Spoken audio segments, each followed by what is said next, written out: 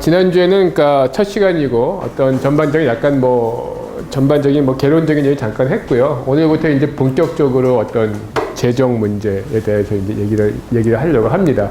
오늘은 그 중에서 이제 조세에 대해서, 그러니까 세금에 대해서 좀 기본적인 내용을 좀 이해하는, 그리고 뭐 그런 거 좀 하죠. 사실은 이 세금 사실 굉장히 중요한 거잖아요. 정말 자기 주머니에서 나가는 건데, 그럼에도 불구하고 사실은 세금에 대해서 좀 많이 제대로 잘 이해하는 사람이 뜻밖에도 많지가 않아요. 그리고 좀 잘못 알고 있는 것도 좀 있고, 그래서 좀 그런 것들에 대해서 기본적으로 어떤 세금에 대한 좀 이해를 하려는, 좀 그런 걸 하려고 합니다. 예, 일단은 여기 이제 그 세입 구성이라는 거는 그쵸, 이제 정부가 이제 그 수입원으로 쓰는 게, 그러니까 정부의 수입 중에 제일 큰 게 뭐 조세죠. 조세가 있고, 그 다음에 이제 그 보험료 수입이 있고, 그 다음에 이제 세외 수입, 각종 뭐 수수료 같은 거, 뭐 기타 뭐 부담금 그런 것들이 있는데, 어쨌든 제일 큰 게 조세고 이제 보험료죠. 근데 그러면 이제 보통 사람들이 우리가 보통 얼마나 조세와 보험료를 이제 내고 있다고 잠깐 이제 본 건데요. 되게 이제 한 뭐 월 350만 원, 그리고 연 한 4,200만 원 정도 하는 3인 가족이면 2011년에 이건 실제 그 조사를 한 건데요. 보면은 소득세를 한 113만 원. 이건 이제 1년이죠. 1년에 4,200만 원 버는데 한 113만 원 내면은 약 한 2.7% 내는 거거든요. 그죠? 그 다음에 이제 재산세가 평균적으로 한 14만 원, 뭐 부가가치세 245만 원, 뭐 주세, 담배세, 그리고 국민연금이 한 189만 원, 건강보험 130만 원, 뭐 이런 식으로 냅니다. 이런 식으로 내서 되게 이제 한 연간 한 4,200만 원 버는 한 3인 가족이 1년 동안 내는 게 2011년 기준으로 세금이 약 한 460만 원, 그 다음에 사회보험료 한 340만 원 정도인데, 그 중에서 이제 직접세가 127만 원, 간접세가 약 334만 원이거든요. 대략 이 정도가 이제 평균입니다. 평균인데, 일단 이걸 보고 어떻게 생각해요? 일단은 첫 번째, 저는 뭐 이런 걸 보고 처음 느낀 게, 야, 이거 세금도 세금이지만 그 사회보험료가 꽤 많다. 그런 생각. 그 다음에 또 드는 게, 소득세가 생각보다 굉장히 적다. 모르겠어요. 1년에 113만 원. 근데 이게 한 2.7% 내는 거란 말이죠. 근데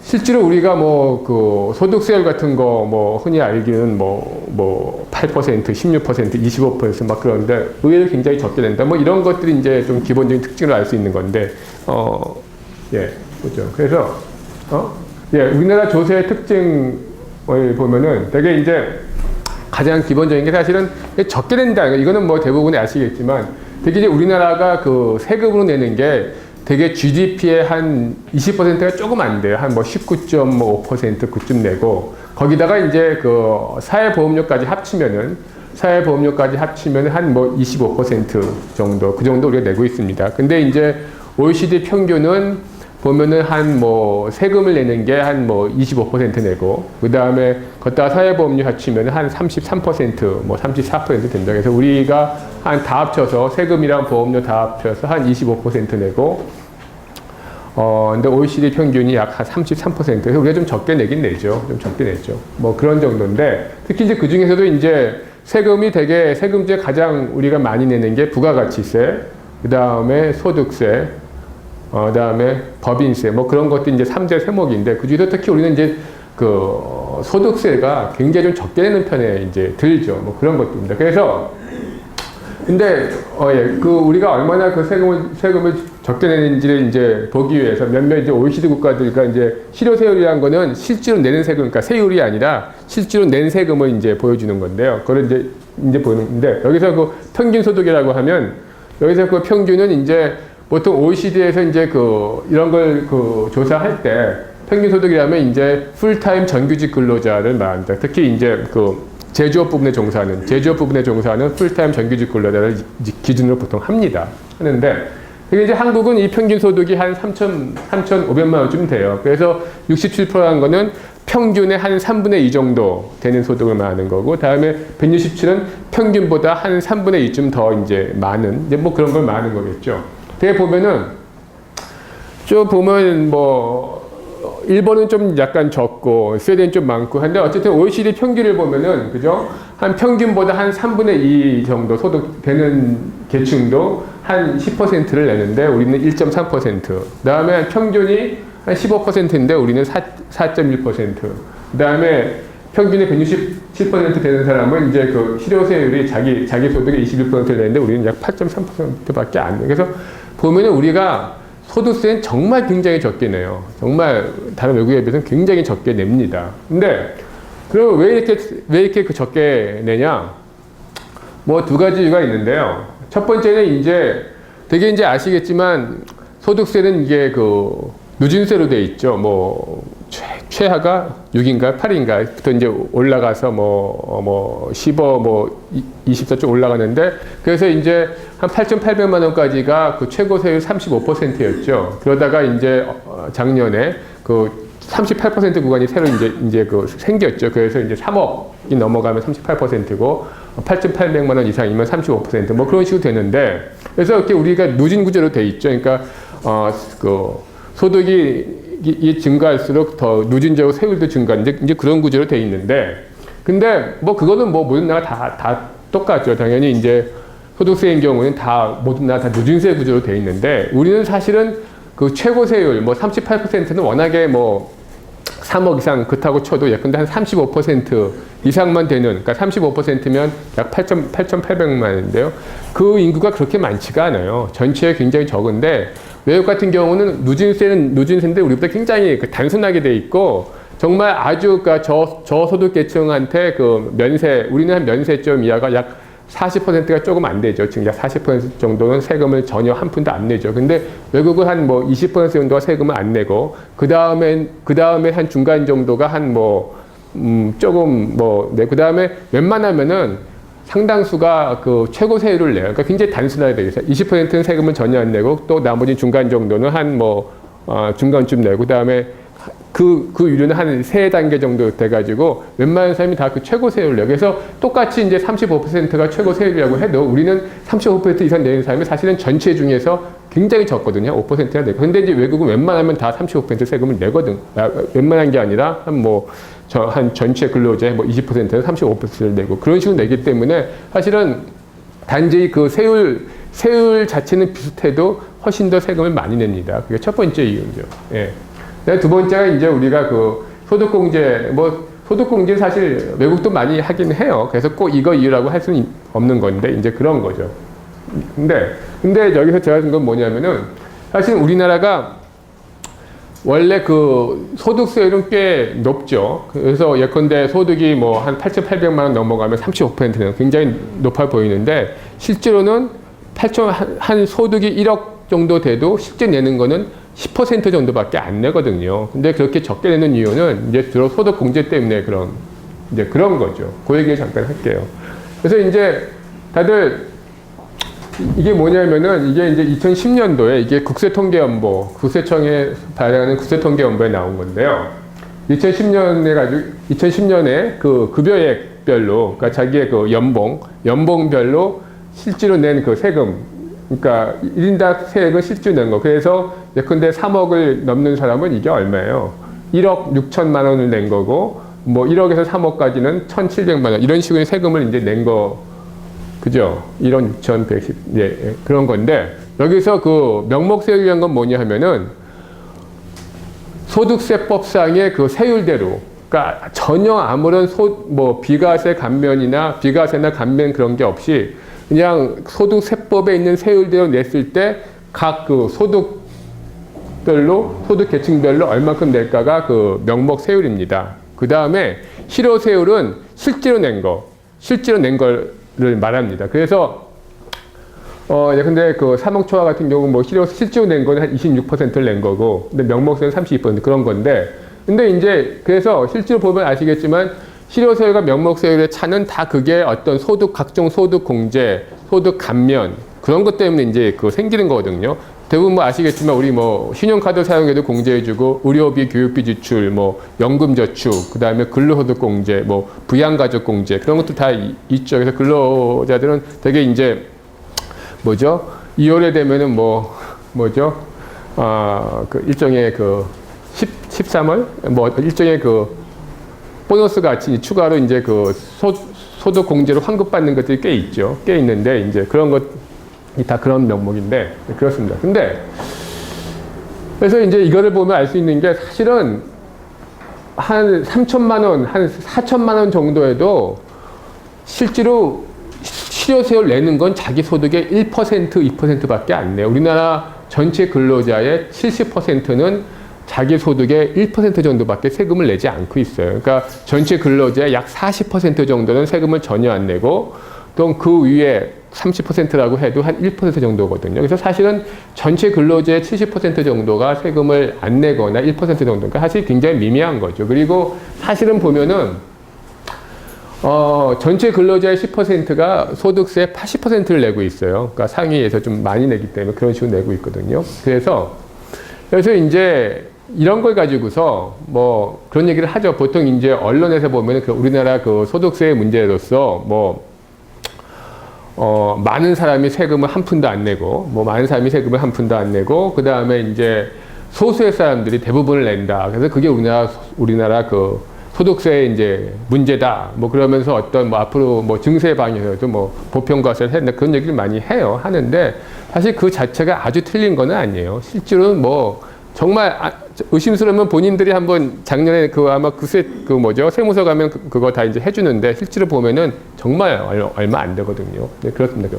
근데 사실은 맞긴 맞는데 근데 마치 그렇게 표현하면 우리는 정말 소득세를 대부분 부유한 계층, 그러니까 소수의 좀 부유한 계층이 많이 내고 대다수는 안 내. 그래서 마치 그 소득세 혜택을 주로 이제 부유한 사람만 내고 나머지는 다 혜택을 보는 것처럼 잘못 오해할 수 있는데 사실 그런 건 아니라요. 무슨 얘기냐면은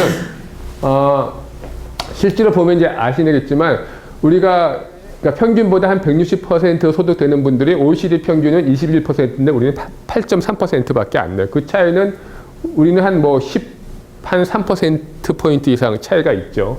근데 제일 위에는 한 9%, 8%. 그러니까 사실은 다른 나라랑 비교하면은 그러니까 저소득계층도 세금을 안 내지만 사실은 고소득계층은 훨씬 더 덜 내고 있는 그런 거죠. 그래서 다시 그 페이지로 갈까요?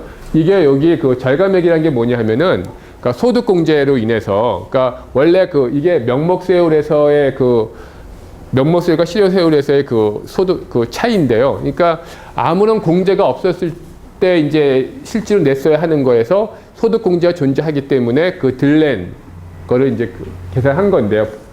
이제 이제 그걸 보면 예컨대 3억 초과야 좀 너무 예외적인 집단이라고 해도 한 8천만 원 초과해서 1억 이하인 계층만 해도 약 한 983만 원 정도가 소득 공제 혜택을 보고 있는 거거든요. 근데 이제 800만 원 이하 계층은 물론 여기도 원래는 이제 최하세율 6%를 내야 하는데 다 이제 기본적으로 다 면세점 이하기 때문에 세금을 한 푼도 안 내죠. 그렇지만 이분이 세금을 한 푼도 안 내서 받는 혜택은 사실은 20만 원이죠. 20만 원밖에 안. 당연히 워낙에 소 자체가 적으니까 세금을 원래 6% 내야 되는데 안 내봤자 이제 20만 원 감면인데 저 한 1억 넘는 계층은 거의 1,000만 원 정도의 감면 혜택을 보는. 그래서 사실은 우리나라는 이 소득공제나 그런 비과세 감면을 통해서 사실은 대부분의 국민이 더 혜택을 많이 보는데 사실은 고소득계층일수록 더 많은 혜택을 보고 있는 거는 맞는 거죠.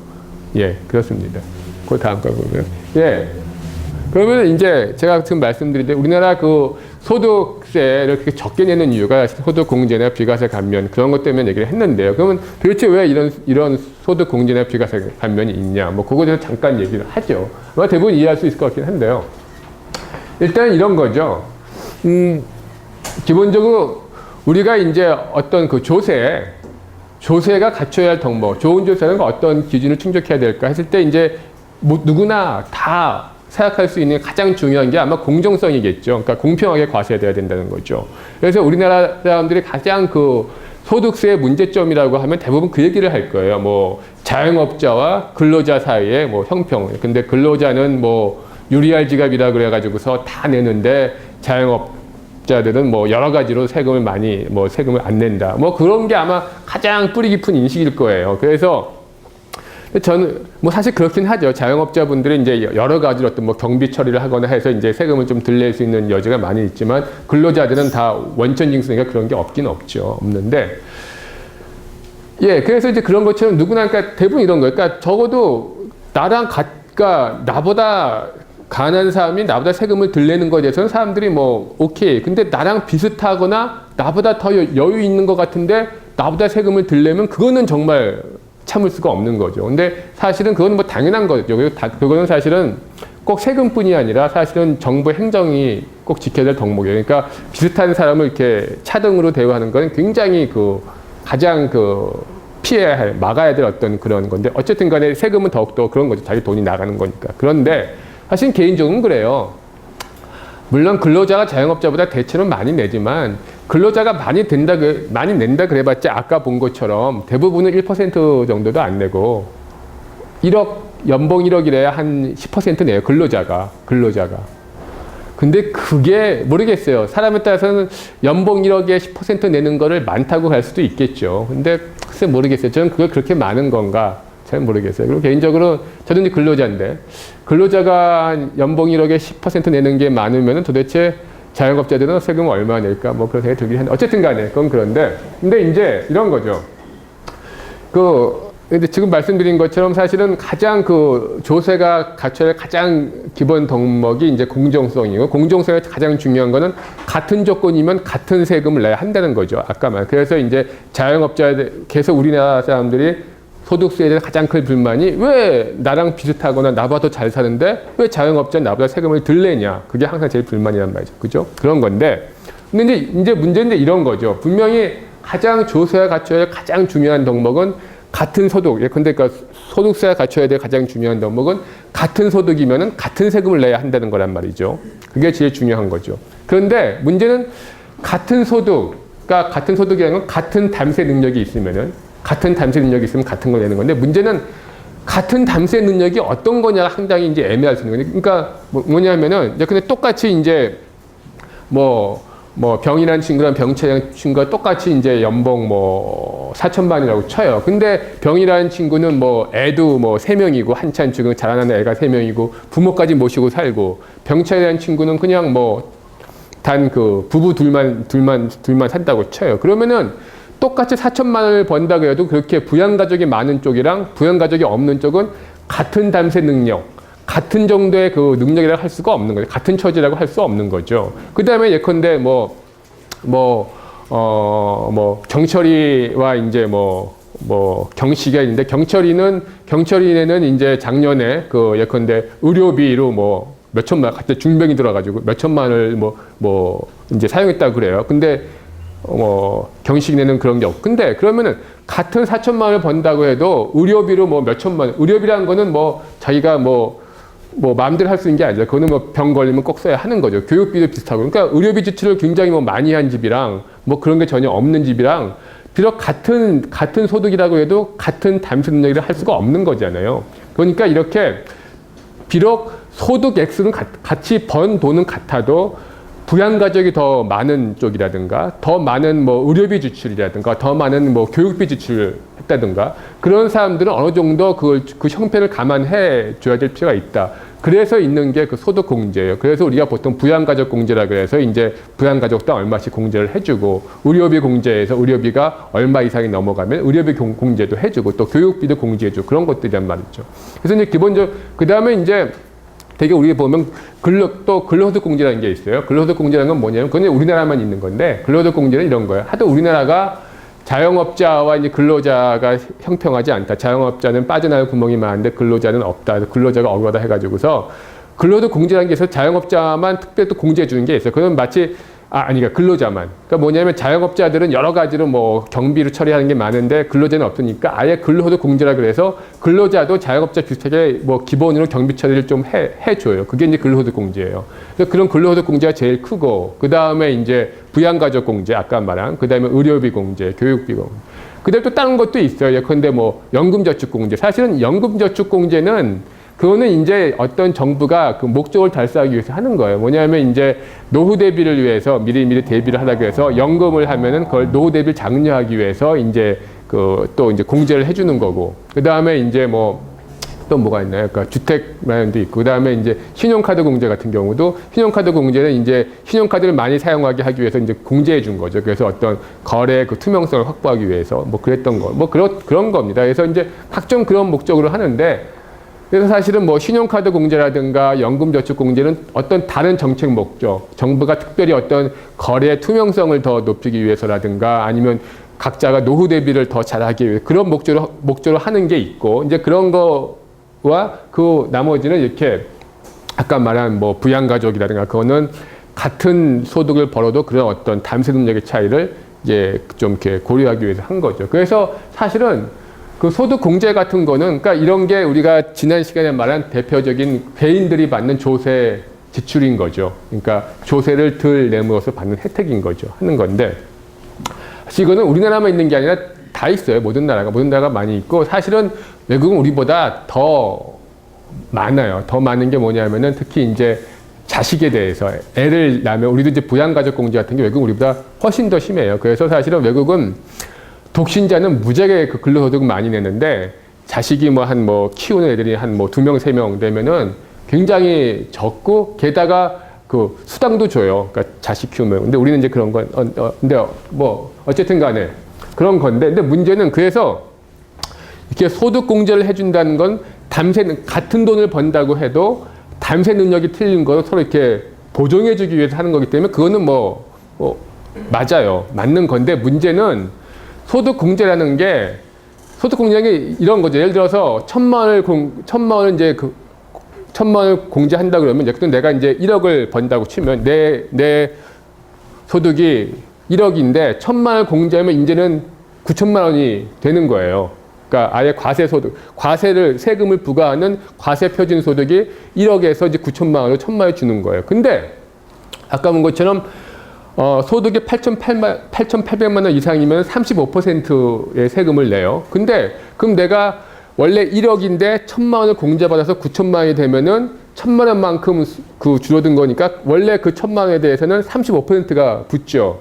그러면 사실은 나는 1,000만 원의 그 소득 공제를 해주면은 350만 원의 혜택을 받는 거죠. 그죠? 내가 만약에 1억에서 9천. 근데 내가 만약에 4천만 원을 버는데 1,000만 원을 공제준다. 그럼 4천만에서 이제 그 3천만 원 되는 거죠. 근데 이게 4천만 원, 3천만 원이면 세율이 지금 기억이 안 나는데 예컨대 16%인가? 아마 그쯤 될 것 같은데 정확히 지금 기억이 안 나는데, 근데 예를 들어서 한 4천만 원 구간은 세율이 20%라고 하면은 나는 이제 1,000만 원을 덜 내게 됐으니까 1,000만 원의 20%면 200만 원의 혜택을 받는 거란 말이죠. 그러니까 이거는 소득 공제라는 거는 과세 표준이 되는 소득액 자체를 줄여주는 거기 때문에 워낙에 그 높은 세율을 적용받는 사람일수록 사실 그 절대 금액의 혜택은 더 많은 거죠. 그죠? 근데 그러면 문제가 뭐냐 이런 거죠. 연봉이 1억인 사람이나 연봉이 4천만 원 사이나 똑같이 의료비 1,000만 원을 지출했다고 쳐요. 근데 똑같이 1,000만 원을 지출하면 누가 더 살기가 힘들겠어요? 연봉 1억인 사람이 의료비 1,000만 원 지출해서 9천만 원, 1,000만 원 지출했을 때 나머지로 사는 거랑 연봉이 4천만 원 사람이 1,000만 원 의료비 지출하고 나머지 돈을 사는 거랑 누가 더 살기 힘들겠어요? 당연히 연봉이 적은 사람이 더 살기 힘든 거죠. 근데 이러한 그 소득 공제의 목적은 같은 그 소득을 번다 해도 이런 어떤 부양가족, 의료비 등에서 담세인력 차이를 보정해주기 위한 건데, 근데 이 소득 공제는 소득이 많은 사람일수록 더 많은 공제를, 더 많은 혜택을 주는 거란 말이죠. 아니, 이거 도대체 4천만 원, 소득이 적은 사람한테 더 많은 그 의료비 지출에 대한 그 혜택을 줘도 시원치 않은데 이건 반대란 말이죠. 그래서 소득 공제라는 건 이렇게 역진적인 성격. 역진적이라는 거는 사실은 소득이 많은 사람, 그래서 더 담세 능력이 많은 사람한테 더 많은 혜택을 주는 그런 식으로 돼 있어요. 근데 그거는 어쩔 수 없는 게 과세소득 자체를 쓴 경비만큼 줄여주는 거니까 당연히 높은 세율 적용받는 사람이 더 많은 혜택을 볼 수밖에 없는 구조란 말이죠. 그렇게 돼 있어요. 그래서 사실은 오케이.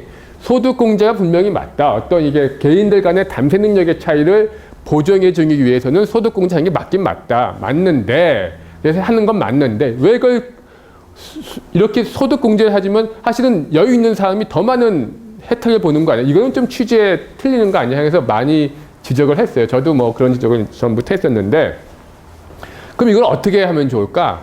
그럼 어떻게 하면 좋아요? 예컨대 의료비 지출을 많이 하거나 부양가족이 많은 사람한테는 좀 더 그 세금을 경감해주는 그 취지는 좋은데 어떻게 하면은 부유한 사람한테 더 많이 경감해주고 해서 생긴 역진성을 좀 바꿀 수 있을까?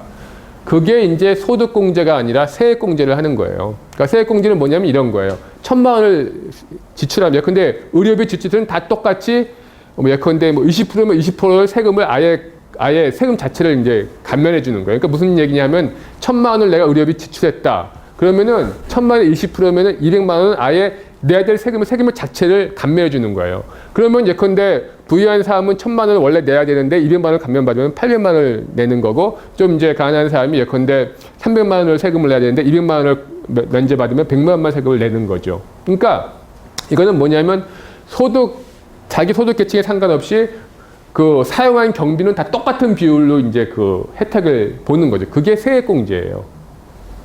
그래서 소득공제를 하면은 내야 될 세금액 자체를 그러니까 어떤 세금을 부과하는 소득 자체를 줄여주는 거기 때문에 소득이 많은 사람일수록 더 혜택을 보는데, 세액공제가 되면 그게 아니라 아예 세금에서 똑같은 액수를 이제 그 제해주는 거기 때문에 더 유리한 거죠. 저소득 계층일수록. 그래서 이제 사실은 그런 것들 뭐 어떤 그 부양가족 공제나 의료비나 교육비 그런 것들에 대해서 어떤 이렇게 그 좀 세금 내는 걸 감해주는 건 좋은데, 소득공제로 하면은 그렇게 좀 문제가 있으니까 세액공제로 바꾸자는 얘기를 많은 사람이 했는데, 그래서 정부가 이제 올 초에 기억나시죠? 뭐 세금 폭탄 그래가지고서 뭐 기재부가 소득공제를 세액공제로 바꾼 거에 대해서 그러면서 이제 뭐 많은 계층이 뭐 중산층이 세금이 올라가고 뭐 그러면서 이제 막 뭐 세금 폭탄 해가지고서 막 하면서 했는데, 그거는 뭐냐 하면은 사실은 이런 거죠. 사실은 소득공제를 세액공제를 바꾼 것 자체는 맞아요. 뭐 그 자체는 그게 더 형평성이 보여. 그래서 소득공제를 세액공제를 바꾸면 예컨대 그러니까 뭐 총 우리가 소득세에서 이제 총 총 소득세에서 이렇게 감면한 게 총 뭐 그동안에 3조 원이었다 하면은 똑같은 3조 원을 소득공제를 해주는 거를 세액공제로 바꾸면은, 예? 똑같은 3조 원 규모 세액공제로 바꾸면은 당연히 고소득 계층은 그러니까 소득공제일 때보다 세액공제일 때 더 많이 세금을 내야 되고, 저소득 계층은 소득공제일 때보다 세액공제일 때 더 적게 세금을 내요. 그죠? 왜냐하면 똑같은 액수를 다 걷는 건데, 그게 이제 소득공제, 세액공제 바뀌면 그렇게 되거든요. 그래서 그거는 오케이인데, 문제는 기재부가 소득공제를 세액공제를 바꾼 게 이렇게 뭐 조세 형평성을 높이겠다는 뜻일 수도 있겠지만, 그것보다는 이제 아시겠지만 이제 뭐 증세 없이 세금을 더 뭐 걷어야 된다. 그래가지고서 이제 세금을 더 많이 걷기 위해서 한 거예요. 그러니까 어떻게 했냐면은 소득공제를 뭐 예를 들어 지금까지 소득공제를 3조 원의 이제 그 세금을 이제 그 감면해 줬어요. 근데 세액공제로 바꾸면서는 3조 원이 아니라 1조 원으로 이제 1조 원만 감면해 주는 걸 바꾼 거예요.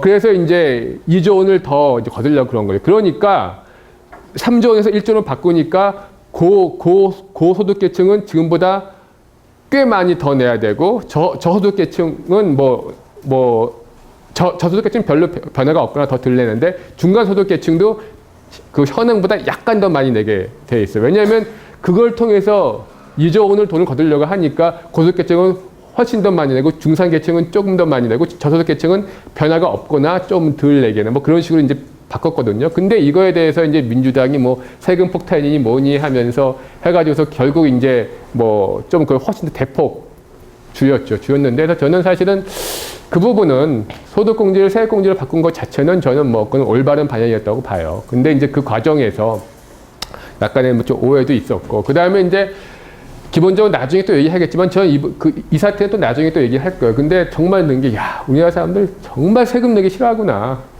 근데 그건 당연히 누구나 세금 내기 싫어하는 건 맞는데, 근데 참 이게 아쉬웠던 게, 사실은 예컨대 뭐 중산층이 한 뭐 그때 얼마였죠? 한 소득 6천만 원 정도가 한 16만 원인가 더 내는 거였죠. 그렇게 되면 사실 1억, 2억 되는 사람은 훨씬 더 많이 내야 되는거든요. 그래서 그걸로 좀 재원을 마련해서 그걸 가지고서 뭔가 정말 복지에 쓰거나 하면 더 좋았을 거라는 생각을 하지만, 어쨌든 간에 뭐 그건 그 얘기는 나중에 하고요. 그게 이제 소득공제, 세액공제 뭐 그런 겁니다. 그런 거고. 오케이. 네, 그런 거예요. 그다음엔 이런 건데. 네, 그래서 이제 뭐 아까도 얼핏 그 조세에 갖춰야 될 조건 얘기를 하면서 공정성이 제일 중요한 얘기를 했는데 사실은 그렇죠. 제일 중요한 게 공정성인데 근데 기본적으로 이런 거잖아요. 근데 공정성인데 문제는 그럼 공정한 게 뭐냐? 그 얘기를 잠깐 하죠. 그러니까 이제 그 조세라는 게 결국은 어떤 정부가 제공하는 어떤 재화와 그 서비스에 대한 그 비용이잖아요. 그러니까 정부가 제공하는 뭐 국방 서비스, 치안 서비스, 뭐 SOC 그런 것들은 개인한테 일일이 뭐 이렇게 사고 팔 수가 없는 거니까 그 집단 사회 전체에 대해서 제공하면서 그것도 이제 전체에 대해서 세금을 걷는 그걸 비용. 그러니까 이거는 공공재 정부가 어떤 각종 그런 서비스를 제공하는 대가 그 비용이 이제 세금이란 말이죠. 세금인데 문제는 그 세금을 그러면 누가 얼마큼 내는 게 공정한 거냐? 이제 이런 거죠. 이게 사실은 개인 그냥 민간에서 사고 파는 물건이라면은 그 물건을 많이 사는 사람이 더 많이 비용을 내야 하는 거죠. 그러니까 내가 뭐 그렇잖아요. 짜장면을 뭐 2그릇 먹으려면 2그릇에 대한 비용을 내야 되고 한 그릇 먹으면 한 그릇 비용을 내는 거. 탕수육 먹으면 탕수육값 내는 거란 말이죠. 그러니까 그 물건을 많이 사용하면 많이 사용한 사람이 그거에 상응하는 거를 내는 거죠. 그걸 우리가 응익 원칙, 자기 이익에 상응해서 내야 되는 거죠. 이게 응익 원칙은 민간은 다 그런 거죠. 민간에서 우리가 자기 돈 내고 어떤 물건 하는 건 다 자기가 편히 느끼는 거 하는 거란 말이죠. 근데 세금은 그렇게 만약에 똑같은 룰로 한다면 그러니까 민간에서 우리가 그 비용 지불과 똑같이 한다면은 세금은 어떨 것 같아요? 근데 문제는 이런 거죠. 야, 그럼 공공 서비스의 편익은 사람마다 그럼 어떻게 다 누가 더 많이 보고 누가 더 적게 볼까? 응익 원칙이면 그래야 하는 거죠. 그래서 공공재 혜택을 많이 보는 사람이 더 많이 내고 적게 보는 사람이 더 적게 내고 그게 공정한 거란 말이죠. 그죠? 근데 그럼 공공재 혜택을 누가 많이 보고 누가 적게 볼까? 사실 참 애매해요. 근데 뭐 국방 서비스 혜택이 뭐예요? 외적의 침입으로부터 나의 재산과 생명을 이제 보존하는 거란 말이죠. 뭐 생명의 가치 그건 다 똑같다면. 근데 사실은 이런 거예요. 뭐냐면은 이제 이런 거죠. 예를 들어서 제 책에도 나오는데 이제 그 흥부와 놀부가 있다. 아직 제비가 그 박쥐를 물어주기 전에 그러니까 가난한 시절에 흥부와 놀부 형제가 있다고요. 근데 같은 말에 살아요. 근데 이제 그 흥부 놀부가 사는 마을이 치안이 굉장히 안 좋아가지고 이렇게 산적대가 이제 출몰하고 막 그래요. 밤이 되면 산적이 왔다. 근데 흥부집과 놀부집이 그럼 이제 그 산적에 하는데 치안이 이제 허술하니까 그 마을 원님이 별로 그런 거 치안에 별 신경도 안 쓰고 그냥 막 그러면은 이제 각자가 대비를 해야 될 거 아니에요. 흥부와 놀부 중에서 누가 더 그 산적대에 친일돼서 그 대비를 해야 되겠어요. 흥부집은 뭐 대문 다 열고 자도 뭐 특별히 산적이 올 이유가 없잖아요. 근데 놀부네는 이거 지켜야 되니까 뭐 그냥 하인들이 밤마다 이제 몽둥이 들고 지켜야 되고, 개도 몇 마리 이제 사가지고 지켜야 되고, 온갖 혼자 대비를 다 해야 한단 말이죠. 엄청나게 비용이 많이 들어요. 근데 이제 그 고을에 정말 아주 훌륭한 원님이 와서, 정말 적어도 우리 마을의 치안만큼 내가 정말 한다 해가지고서 엄청나게 치안을 확실히 하고, 그 인근 산에 있는 산적을 다 이제 토벌했다고 쳐요. 그래서 더 이상 이제 그런 위험이 없어요. 그럼 누가 더 많은 혜택을 보는 거예요? 흥부는 사실 근데 놀부는 이제 엄청나게 자기가 그 혜택을 보는 거죠. 그런 개인적인 방비를 할 필요가 없는 거니까. 그러니까 사실은 어떤 그 공공 서비스라는 건 사실은 모든 사람이 다 혜택을 보는 거긴 하지만 그 혜택의 크기는 꼭 같지는 않아요. 가령 이런 거죠. 예를 들어서 우리가 예컨대 서울에서 예컨대 그 속초 갈 때 속초 가는 이제 그 길이 요새는 서울 속초가 한 2시간 반이면 가더라고요. 경춘도도 있고 굴도 많이 뚫고 막 그랬어요. 그러면 그러한 SOC 혜택은 누가 봐요? 일단은 이제 사업하시는 분들이 이제 속초랑 서울 왕복하면서 그 사업하시는 분 시간 세이브 되니까 이제 돈 벌 수도 있지만 그 다음에 이제 근데 여름에 그 속초로 이제 휴가 가는 사람들도 그 혜택을 보는 거죠. 그죠? 그렇잖아요. 근데 평생 가야 속초에 휴가 갈 사람이 없는 사람은 속초 가는 길을 시원하게 뚫든 말든 아무런 상관이 없단 말이죠. 거기는 휴가 가는 사람이 혜택을 보는 거란 말이죠. 그죠? 사실 우리나라는 굉장히 그 교육열이 높죠. 그건 정부가 잘했건 개인이 했건. 우리나라가 굉장히 빨리 경제 성장한 이유 중에 하나는 그런 거죠. 굉장히 근로자들의 질이 높아가지고 굉장히 양질이기 때문에 굉장히 그 물건도 잘 만들고 열심히 하고 뭐 그런 거란 말이죠.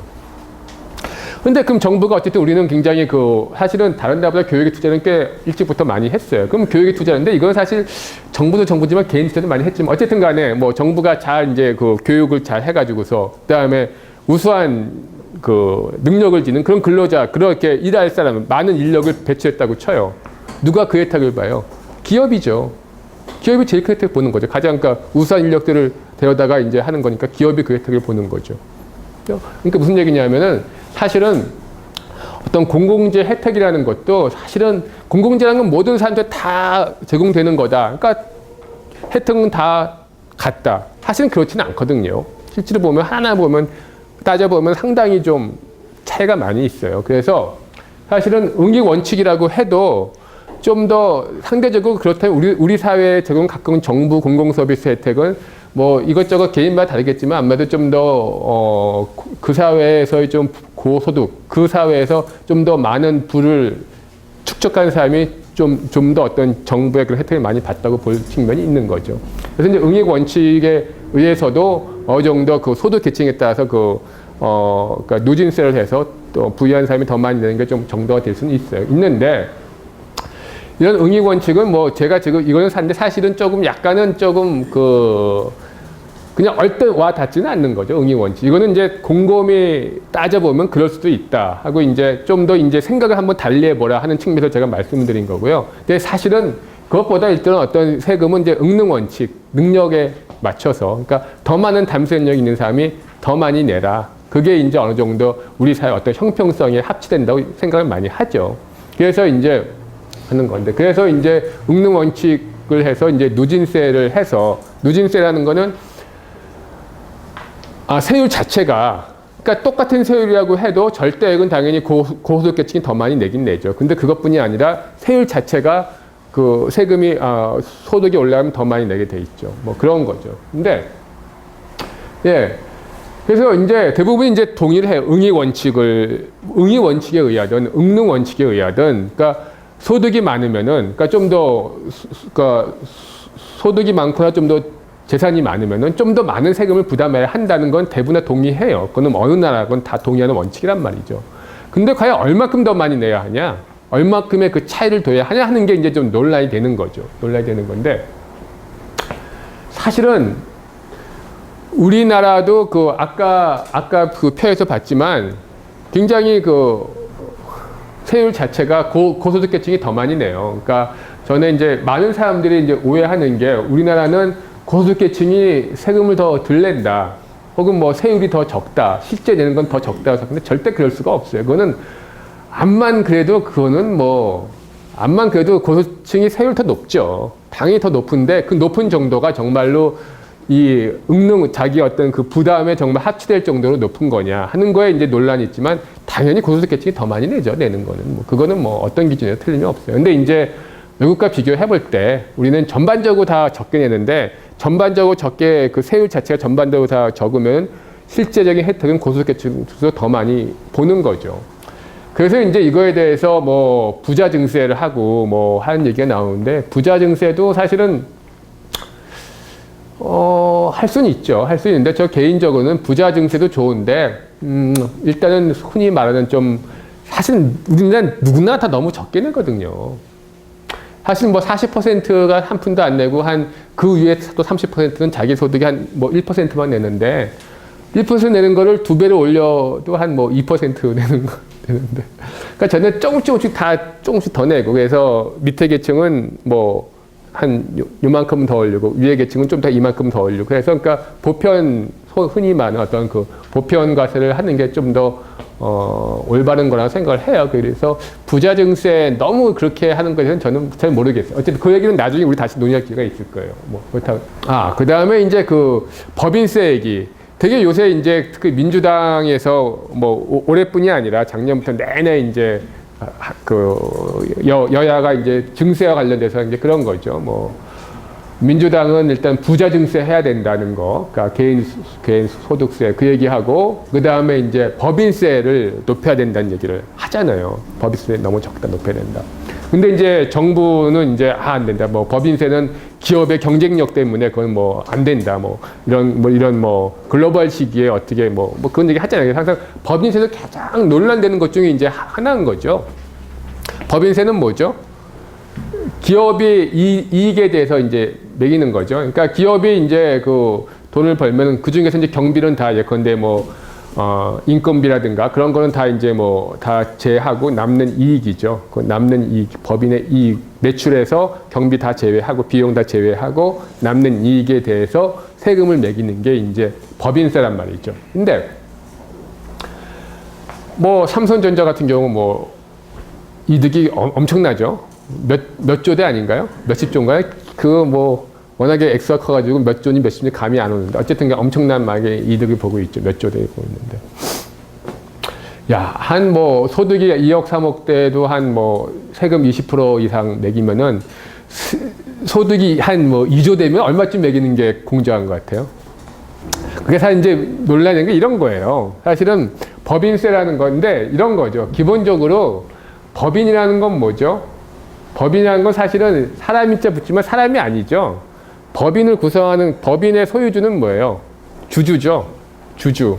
그러니까 법인이라는 어떤 사실은 이거는 소위 법인격이죠. 그러니까 어떤 그런 법의 어떤 그냥 명목적으로 어떤 인격을 부여한 건데 사실은 사람하고는 다르단 말이죠. 그러니까 기본적으로 대부분의 세금은 사람한테 내는 거죠. 그래서 이제 소득이나 재산이나 소비하면 그 사람이 이제 내는 거란 말이에요. 그래서 소득세라는 거는 이제 부유한 사람한테 내는 건데. 근데 문제는 법인은 이제 문제가 이런 거죠.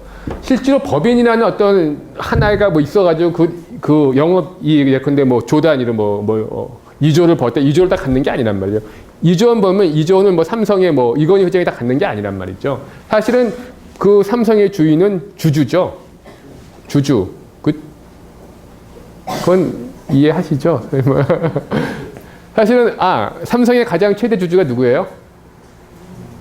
국민연금. 예전에 한번 얘기했나요? 국민연금이 제일 큰 주주죠. 이건희 회장은 사실은. 근데 어쨌든 근데 문제는 이런 거죠. 근데 이제 내가 이제 좀 돈을 이제 어떻게 재테크를 하려고 그래서 주식을 사려고 그래요. 근데 내가 어디 중소 벤처기업을 살까, 삼성 걸 살까 이제 생각을 해요. 고민하다가 이제 중소기업도 괜찮을 것 같고 삼성도 괜찮을 것 같아서 내가 이제 큰 밥 먹고 이제 300만 원. 그 300만 원이면 삼성주 몇 장 사나? 2장 좀 사나? 몇 장? 예? 2장 사요? 예. 그럼 내가 큰 밥 먹고 이제 600만 원을 투자해서 삼성주를 이제 2장 사고 또 중소 유망한 기업을 또 한 몇십 장 샀다고 쳐요. 그죠? 나는 어차피 나의 재테크를 위해서 삼성전자주도 한 2장 사고 여기 좀 샀어요. 삼성전자 그런 사람 많겠죠, 진짜. 근데 문제는 이런 거죠. 삼성전자가 벌은 이익은 결국 누구한테 가요? 결국은 그게 이제 투자를 하거나 아니면 결국은 다 주주한테 가죠. 배당금으로. 그러니까 투자를 하게 되면 주식 가격이 올라가는 거고 그냥 아니면 배당금을 주는 건데 결국은 그러니까 법인이라는 건 자기가 따로 출자해서 그 번 돈을 갖다 다 자기가 얻다가 쓰는 게 아니에요. 결국은 언젠가 다 주주한테 가는 거죠. 그러니까 그 이익이라는 게 결국 그 법인의 주인은 주주고 그만큼 주주의 주주 가치가 올라가거나 배당금을 더 많이 주는 거란 말이죠. 영업이익은 다 주주한테 다 가는 거죠. 그죠? 근데 내가 그럼 예컨대 삼성같이 대기업이 2조 버는 데는 약 30% 세금을 매기고 중소기업은 한 10%만 매긴다. 그러면 똑같은 다 내가 산 건데 내가 삼성주를 샀다는 것 때문에 거기에는 세금을 그렇게 많이 그러니까 그만큼 세금을 많이 매기면 나한테 올 배당금이 주는 거죠. 전체 영업이익 중에서 세금 떼고 나머지 나한테 배당금 주는 거거든요. 그러면은 여기는 그냥 내가 삼성주 샀다는 것 때문에 나한테 여기는 세금을 많이 매겨서 배당금을 적게 주고 이쪽은 내가 중소 유망 벤처기업은 중소기업이라는 것 때문에 나한테 더 많은 배당 똑같은 비율 이익이 낮지만 나한테 더 많은 이득을 주. 그러니까 뭐냐 하면은 이게 개인 같으면은 정말 더 부유한 사람과 가난한 사람이 있으니까 부유한 사람도 능력이 많으니까 더 많이 내라. 그럴 수 있어요. 근데 법인의 주인이라는 거는 사실은 대기업과 중소기업에도 그 대기업 자체 주인이 아니라 그 주식을 가진 사람이 주인인데 나는 중소기업주 가질 수 있고 대기업주 가질 수 있는데 대기업주 가졌다고 해서 거기는 더 많은 세금을 매기고 중소기업주에서는 세금을 덜 매서 그런 거란 말이죠. 그러니까 법인세를 그래서 그리고 기본적으로 법인세는 또 이중과세 문제가 있어요. 왜냐하면 사실은 법인의 이익이 언젠가는 다 주주한테 가면 그 주주한테 간 게 사실 주주의 개인 소득이 돼서 세금을 매기거든요. 그래서 어차피 개인 소득으로 가면 또 세금을 매기는데 법인에도. 근데 사실 그런 깊이 들어가면 굉장히 뭐 논란의 여지가 있지만 제 강점은 뭐냐면은 그래서 소득세는 이렇게 누진제를 이렇게 하고 하는 게 다 당연히 누가 당연히 인정해요. 근데 법인세가 그렇게 고유를 매기거나 혹은 법인세에서 누진세를 하는 것에는 상당히 좀 논란의 여지가 있어요. 그래서 대부분의 나라가 누진세를 하긴 해도 그렇게 심하지 않아요. 예컨대 한 두 단계, 세 단계 그래가지고 우리나라 예컨대 법인세 지금 최고가 22%인가요? 그쯤 될 텐데 대부분의 법인은 대부분의 웬만한 법인은 다 그 최고 세율로 다 받아요. 근데 우리는 이제 그렇지 않잖아요. 500억 이상 근데 우리는 그래서 마치 법인세도 개인 소득세처럼 몇 단계 누진세를 하고 대기업은 더 굉장히 높은데 사실은 실상 그렇지는 않아요. 대부분의 법인세는 굉장히 간단한 단계로 돼 있고 많이 돼 있어요. 근데 그래서 이제 그런 특색이 좀 있다. 그래서 법인세를 지나치게 누진 구조를 많이 해가지고서 하는 거는 사실은 썩 그렇게 논리적으로도 썩 바람직하지는 않다. 그런 얘기고요. 그 다음에 오케이. 근데 대기업이 우리나라 근데 법인세 최고 세율이 한 22%인가요? 지금 줄어서 22% 그럴 텐데요. 되게 이제 그 삼성전자가 거기 책에도 나오지만 되게 작년에도 한 12% 냈을 거예요. 아마 법인세 낸 게. 그러니까 삼성전자 우리나라 돈 제일 많이 버는데 조 단위로 이익을 내는데 최고 세율이 22%인데 한 12%밖에 안 냈어요. 그 정도밖에 안 내요. 그리고 대기업들 다 그렇게밖에 안 내요. 그래서 이제 그러면 왜 이렇게 적게 내냐?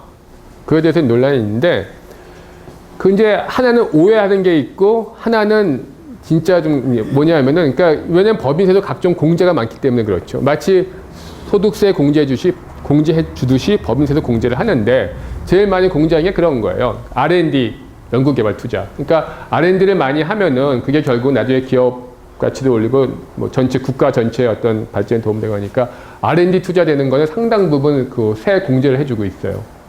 네, 우리나라에서 삼성이 가장 R&D를 많이 하죠.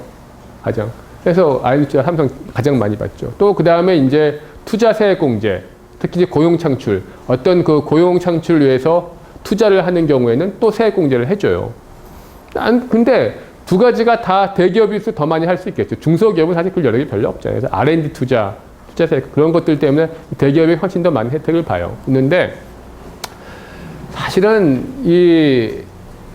연구개발이나 이 투자세 공제가 사실은 본래 목적대로 잘 안 쓰이는 면이 있어요. 그러니까 말은 정말 연구개발을 위해서 하고 말은 정말 고용창출인데 실제로 하는 거는 연구개발비라 그러고서 실제는 그냥 일반 직원 인건비인데 연구개발비라고 처리해서 이제 공제받고 그런 경우 굉장히 많이 있어요. 사실. 근데 어쨌든 간에 대기업일수록 연구개발비나 투자세 공제가 많기 때문에 일단 감면받는 게 많이 있고요. 그 다음에 또, 그거는 이제 사실은 또 하나는 일반인들이 오해하는 게 있는데, 이런 거예요. 해외에 납부한 세금. 무슨 얘기냐면 이런 거죠. 이제 삼성 공장이 이제 외국에 있으면은 일단 외국 정부에 세금을 내요. 그쪽도. 그러면은 외국 정부에서 또 외국 그 나라 공장에서 그 나라에서 세금을 내고, 그럼 한국에서 또 세금을 또 똑같이 내면은 두 군데에서 세금을 내는 거잖아요.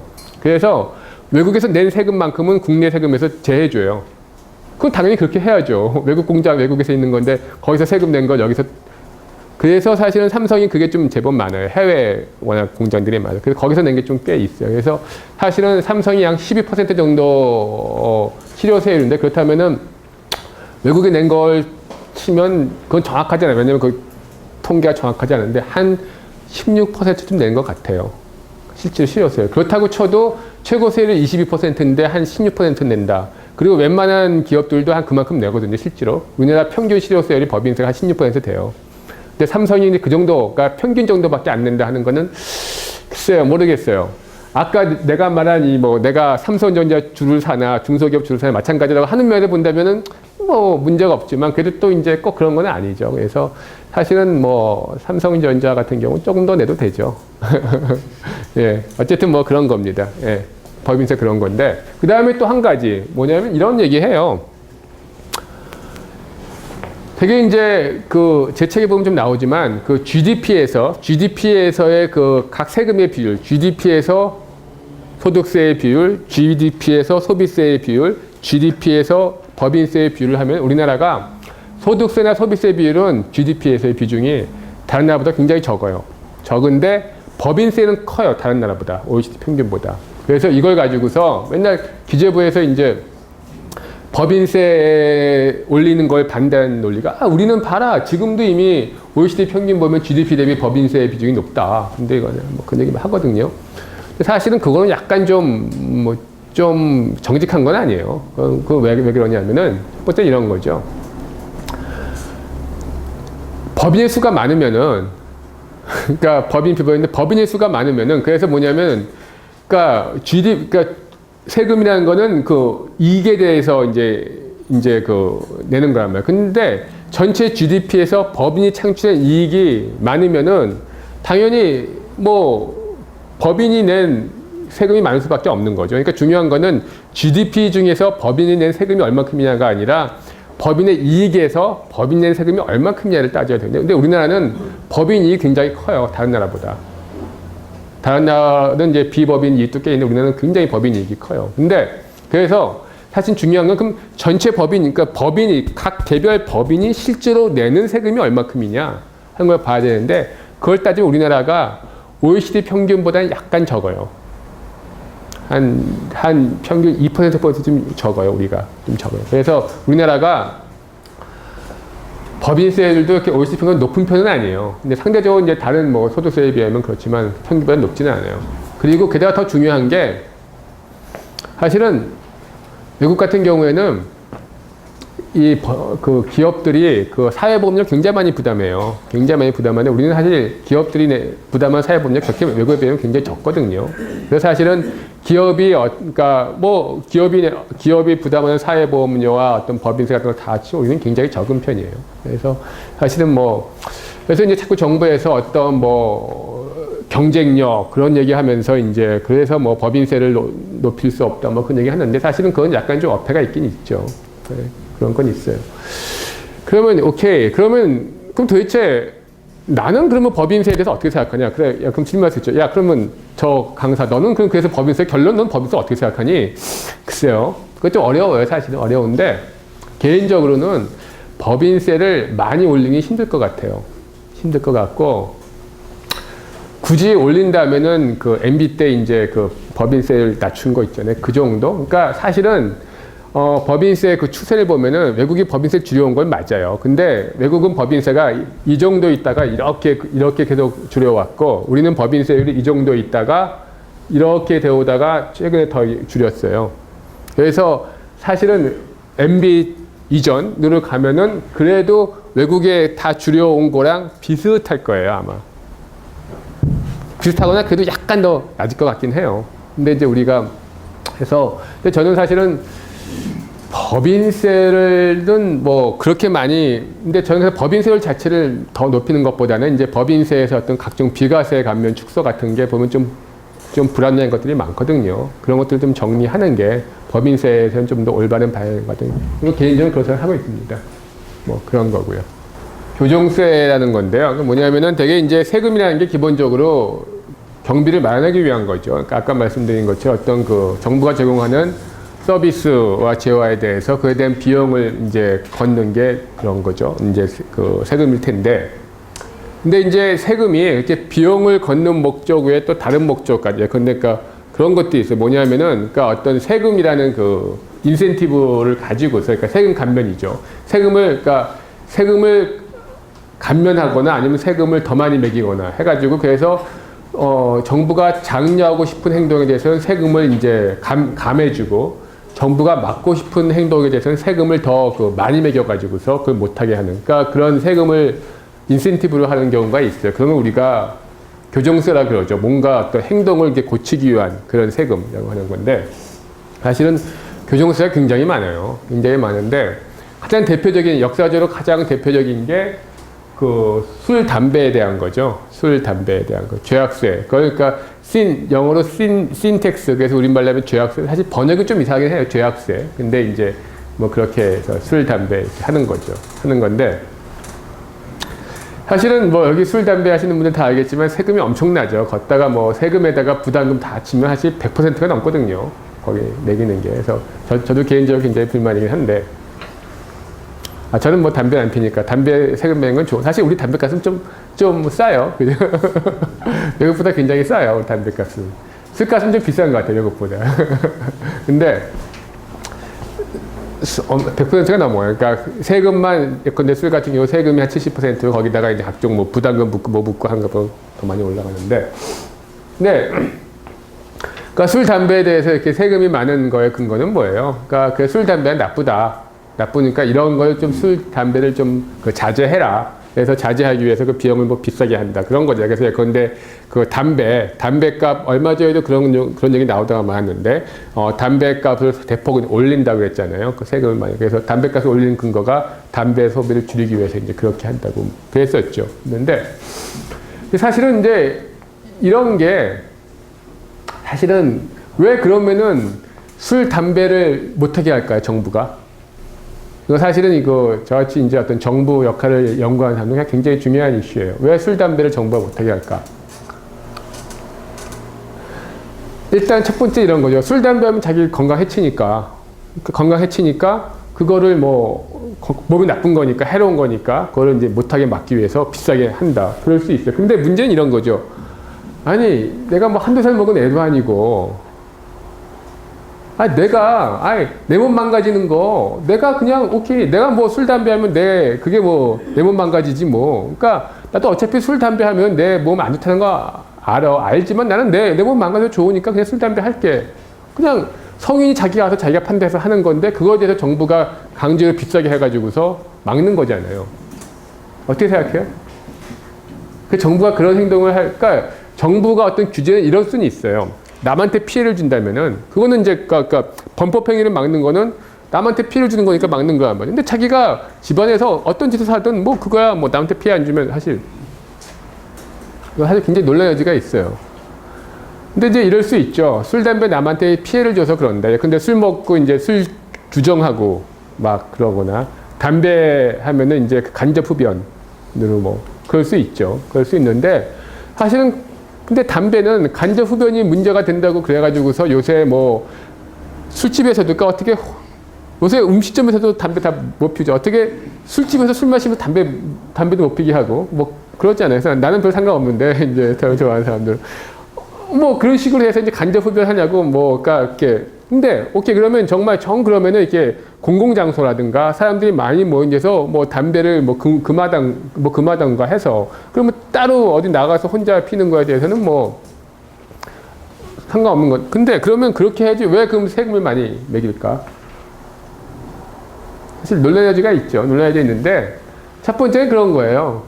핑계죠, 핑계. 이게 술, 담배 하면 그게 그 세금, 그러니까 옛날부터 술, 담배에 대한 게 굉장히 큰 수입원이었거든요. 그래서 이제 하나는 그거고, 두 번째는 근데 이제 다른 거에 대해서 세금을 매기면 논란의 여지가 있는데, 이거는 나쁜 거야. 근데 사실은 옛날 서양은 그게 이제 그 서양에서 어떤 뭐 종교적인 것 때문에 이제 그런 게 더 강했던 건데, 그래서 이제 그런 게 있는. 그게 첫 번째 이유고, 두 번째는 그건 정말 심각해요. 아니, 또 누가 그런 얘기도 하더라고요. 그랬더니 이제 그 수업 시간에 학생이 그 술, 담배에서 건강 나빠지면 자기 건강 나빠지는 거는 상관없는데 그것 때문에 건보료가 더 많이 나가는 거 아니냐. 그러면 그러니까 술, 담배 때문에 병 들어서 병원 가면은 그만큼 치료비가 많이 드는데 그게 다 보험료에서 나가니까 전체 국민의 보험료가 더 올라가야 되는 거 아니냐. 뭐 치료비만. 그래요? 말이 되는 것 같아요? 말 돼요? 근데 달리 생각하면요, 솔직히 말하면은요, 술, 담배에서 빨리 죽는 게 더 건보료에는 더 이익이 돼요. 진짜거든요. 사람들이 병원에 많이 한 건 다 마지막에 죽기, 얼마 전에 신문에 나왔잖아요. 되게 노인들, 죽기 몇 달 사이에 노인분들이 병원 많이 가죠. 술, 담배 많이 해서 빨리 죽으면 그만큼 더 정부 재정인 절감에 도움이 돼요. 실제 그래요. 그 다음에 연금도 뭐 요새 뭐 국민연금 뭐 말 많은데 뭐 국민연금도 덜 받고 훨씬 더 정부 재정인 절감이 돼요. 뭐, 예, 그건 뭐, 논의인데, 사실은 이제, 아까 얘기한 건, 우리 얘기는 아니지만, 기본적으로 정부 역할에 대해서는 이런 거죠. 안전벨트도 강제하죠. 그것도 안 하면 처벌하죠. 그 안전벨트 왜 처벌해? 예컨대 우리가 음주운전을 단속하는 건 당연히 이해가 돼요. 왜냐면 음주운전은 자기만 죽는 게 아니라 애매한 사람들을 이제 치워서 죽게 하고 사고를 내고 애매한 사람을 죽이잖아요. 그러니까 당연히 막아야죠. 처벌하고. 안전벨트는 내가 매기 싫으면 해봤자 나만 피해 나는 거지, 뭐, 그게 남한테 피해 주는 거 아니잖아요. 근데 왜 안전벨트에 정부가 강제하죠? 그것도 또 누가 더 그러더라고요. 아니, 안전벨트를 안 매가지고 사고 나가지고서 큰 사고 나면은 병원비 많이 들지 않습니까? 근데 안전벨트 안 매서 죽는 게 안전벨트 매고 이렇게 다치는 것보다 더 병원비는 더 줄일 수 있어요. 안전벨트는 왜 정부가 강제하고 처벌할까? 사실 이거는 굉장히 중요한 문제, 사실 좀 철학의 문제인데 정부가 개인의 생활을 얼마나 간섭할 수 있냐의 문제거든요. 그러니까 사실은 자유주의적 입장에선 남한테 피해를 안 주는 거고 또 나도 내가 안전벨트 안 매면은 뭐 위험한 거 알지만 그래도 불구하고 나는 뭐 안전벨트 안 매겠다. 그래서 뭐 다치면 뭐 내가 다 뭐 하는 건데 뭐 그럴 수도 있고. 근데 이제 그럼에도 불구하고 정부가 그거를 강제하는 게 맞냐 틀리냐. 여러 가지 논란의 여지가 있지만 대부분의 국가가 이제 강제를 하죠. 이제 하는데 사실 이거는 좀 철학의 문제예요. 얼마나 국가가 개인의 생활에 대해서 간섭할 수 있냐는 건. 어쨌든 그 얘기는 뭐 아니 하고 자우간에 그래서 뭐 술, 담배는 어쨌든 간에 모든 나라가 이렇게 뭐 본인 몸에도 나쁘고 남한테도 뭐 안 좋고 해가지고서 이제 그거를 막기 위해서 세금을 많이 매기고 있어요. 많이 매기는 거죠.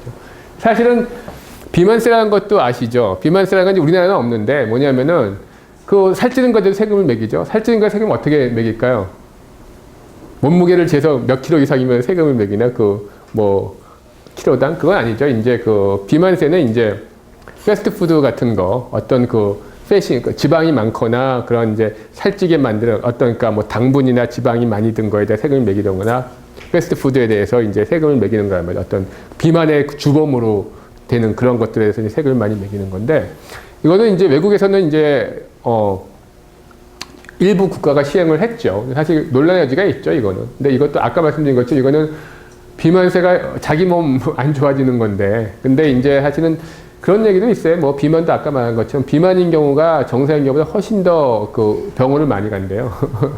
근데 어쨌든 간에 뭐 왜인지 모르지만 사실은 이런 거죠. 사실은 뭐 정부가 많은 경우에 사실 남한테 피해를 주지 않고 온전히 개인의 책임에 개인한테 발생하는 건데도 뭔가 바람직한 방향이 있다. 일로 계도하는 그런 것들이 좀 정부가 하는 일 중에 아직도 좀 많이 남아 있죠. 그런 것 중에 하나가 이런 것들이죠. 뭐 술, 담배, 비만 억제하기 위해서 이제 세금을. 그러니까 이 행위 자체를 법으로 금할 수는 없잖아요. 이런 거는. 법으로 금할 수는 없지만 가급적 자제하기 위해서 이제 세금을 통해서 이런 행동을 하는 거죠.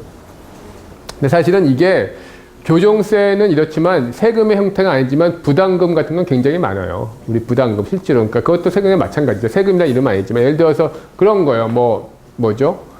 터널 통과하면 내는 거 있죠. 시내 난산 터널 통과하면 그것도 이제 혼잡 통행세 같은 거. 그래서 이제 혼잡한 데 통과하면 이제 덜 하라고 혼잡하게 하지 말라고 해서 막 세금 매기는 것도 있고 각종 부담금 보면 굉장히 많죠. 예컨대 백화점 같은 데가 이제 교통 혼잡을 유발하면 거기에 대해서 이제 어떤 부담금을 내게 한다든가 여러 가지. 그래서 어떤 걸 행위를 좀 억제하거나 하기 위해서 이제 한 것들이 상당히 좀 많이 있긴 있죠. 어쨌든 그건 그렇고요. 그 다음에 이제 교정세 중에 또 탄소세라는 게 있는데요. 탄소세는 이런 거죠. 뭐 아시겠지만 이제 이산화탄소 배출에 대해서 이제 세금을 매기는 건데 이거는 개인한테 매기는 게 아니라 이제 나라별로 하는 거죠. 당연히 이제 이산화탄소 배출이 뭐죠? 오존층을 파괴하나?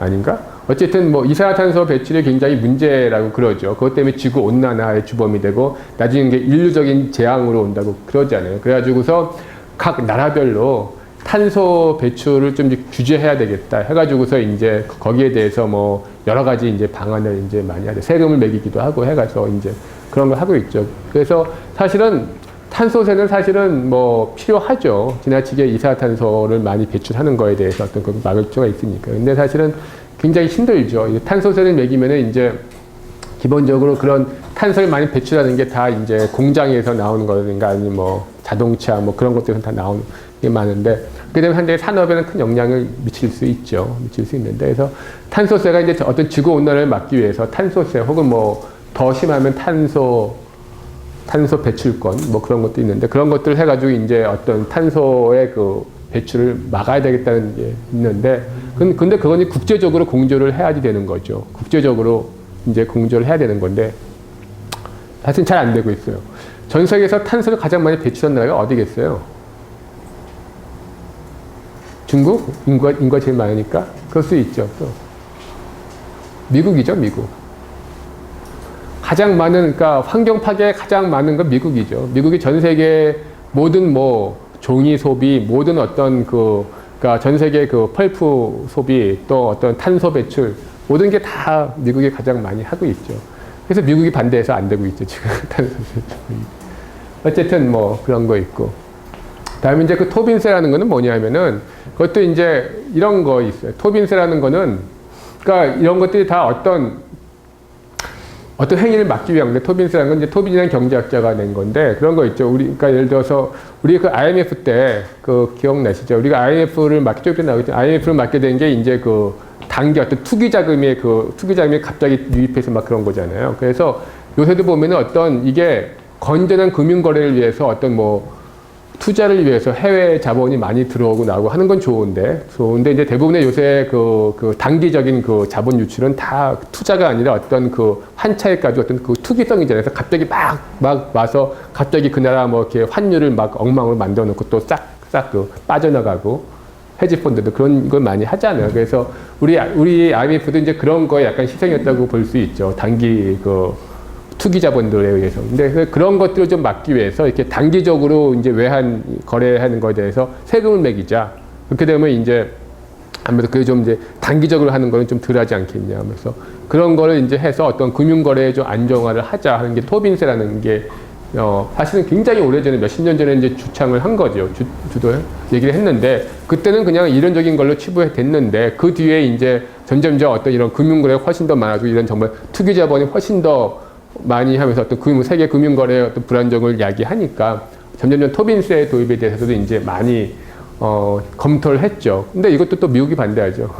세계 이제 금융자본의 가장 큰 그게 이제 뭐 그래서 어쨌든 이런 것도 있다 뭐 그런 얘기고요. 그래서 이 정도에서 이제 대충 어떤 세금에 대해서 소득세, 법인세 그리고 어떤 특별한 어떤 행동, 단지 비용 징수가 아니라 어떤 특별한 행동을 장려하거나 억제. 그러니까 조세 지출은 그 세금 감면은 어떤 특정 행위를 장려하기 위한 거예요. 우리가 아까 얘기한 뭐 신용카드를 장려하기 위한 거든가, 연금 저축을 장려하기 위한 거든가 그런 데는 세금 감면을 해주는 거죠. 그다음에 이거는 그 억제하기 위해서 더 세금을 부과하는 경우, 둘 다 세금이라는 걸 인센티브를 이용해서 이제 하는 것들이죠.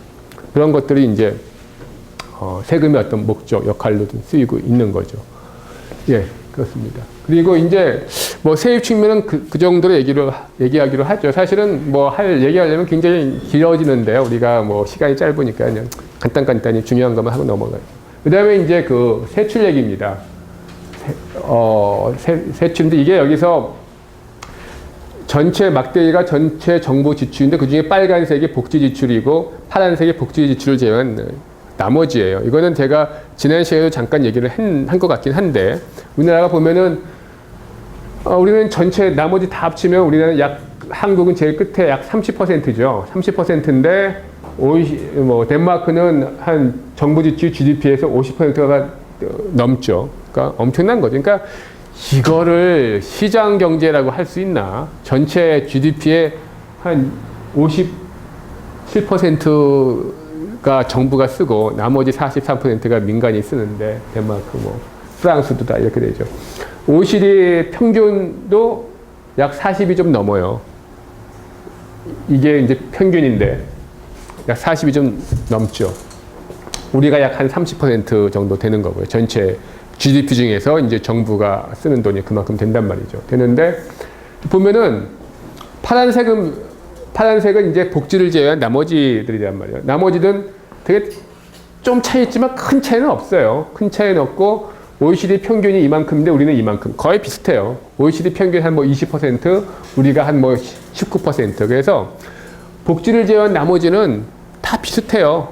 근데 복지가 유난히 작죠, 우리가.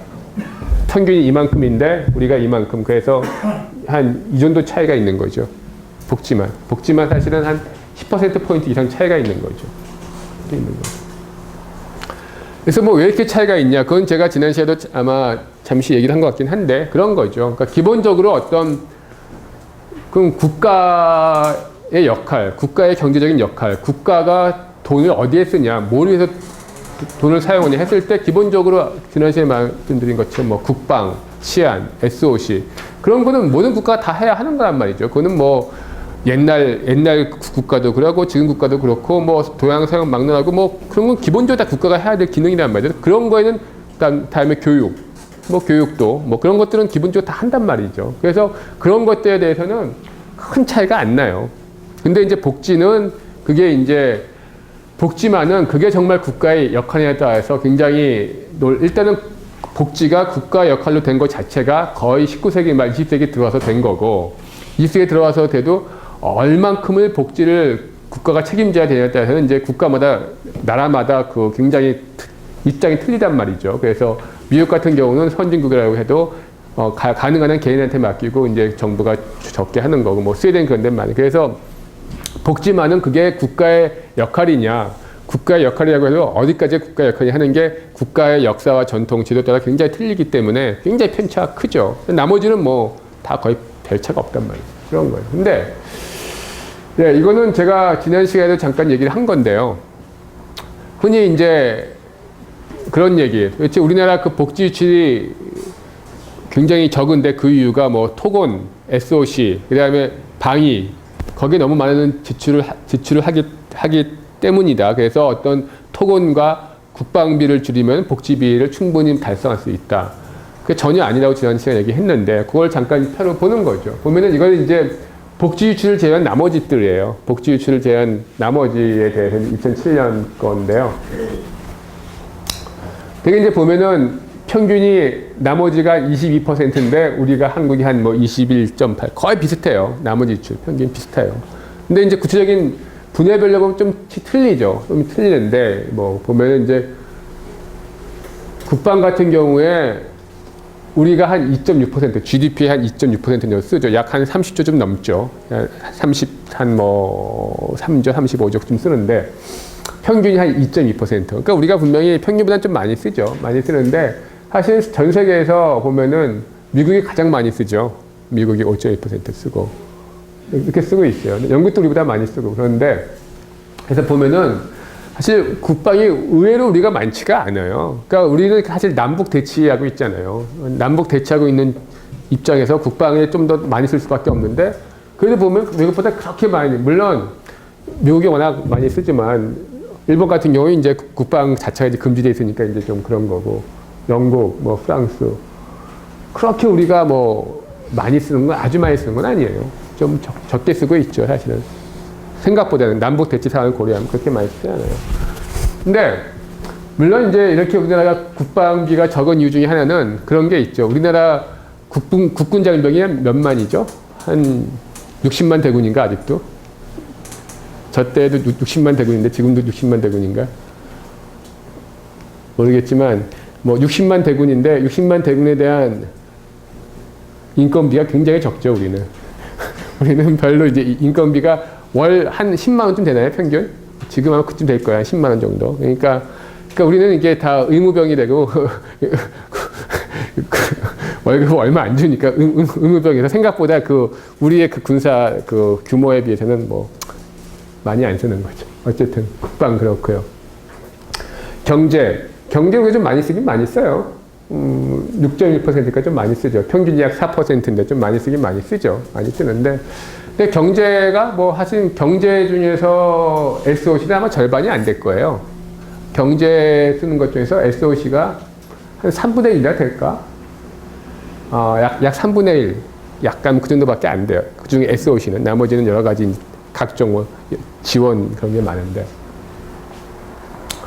근데 어쨌든 뭐 SOC 지난번에 말한 것처럼 우리나라가 내년도에 SOC가 약 한 22조 좀 되죠. 22조면은 GDP 대비 2%가 조금 안 되는 거거든요. 2% 조금 안 돼요, 사실은. SOC 뭐 많다 그래야 GDP의 2%가 조금 안 된단 말이죠.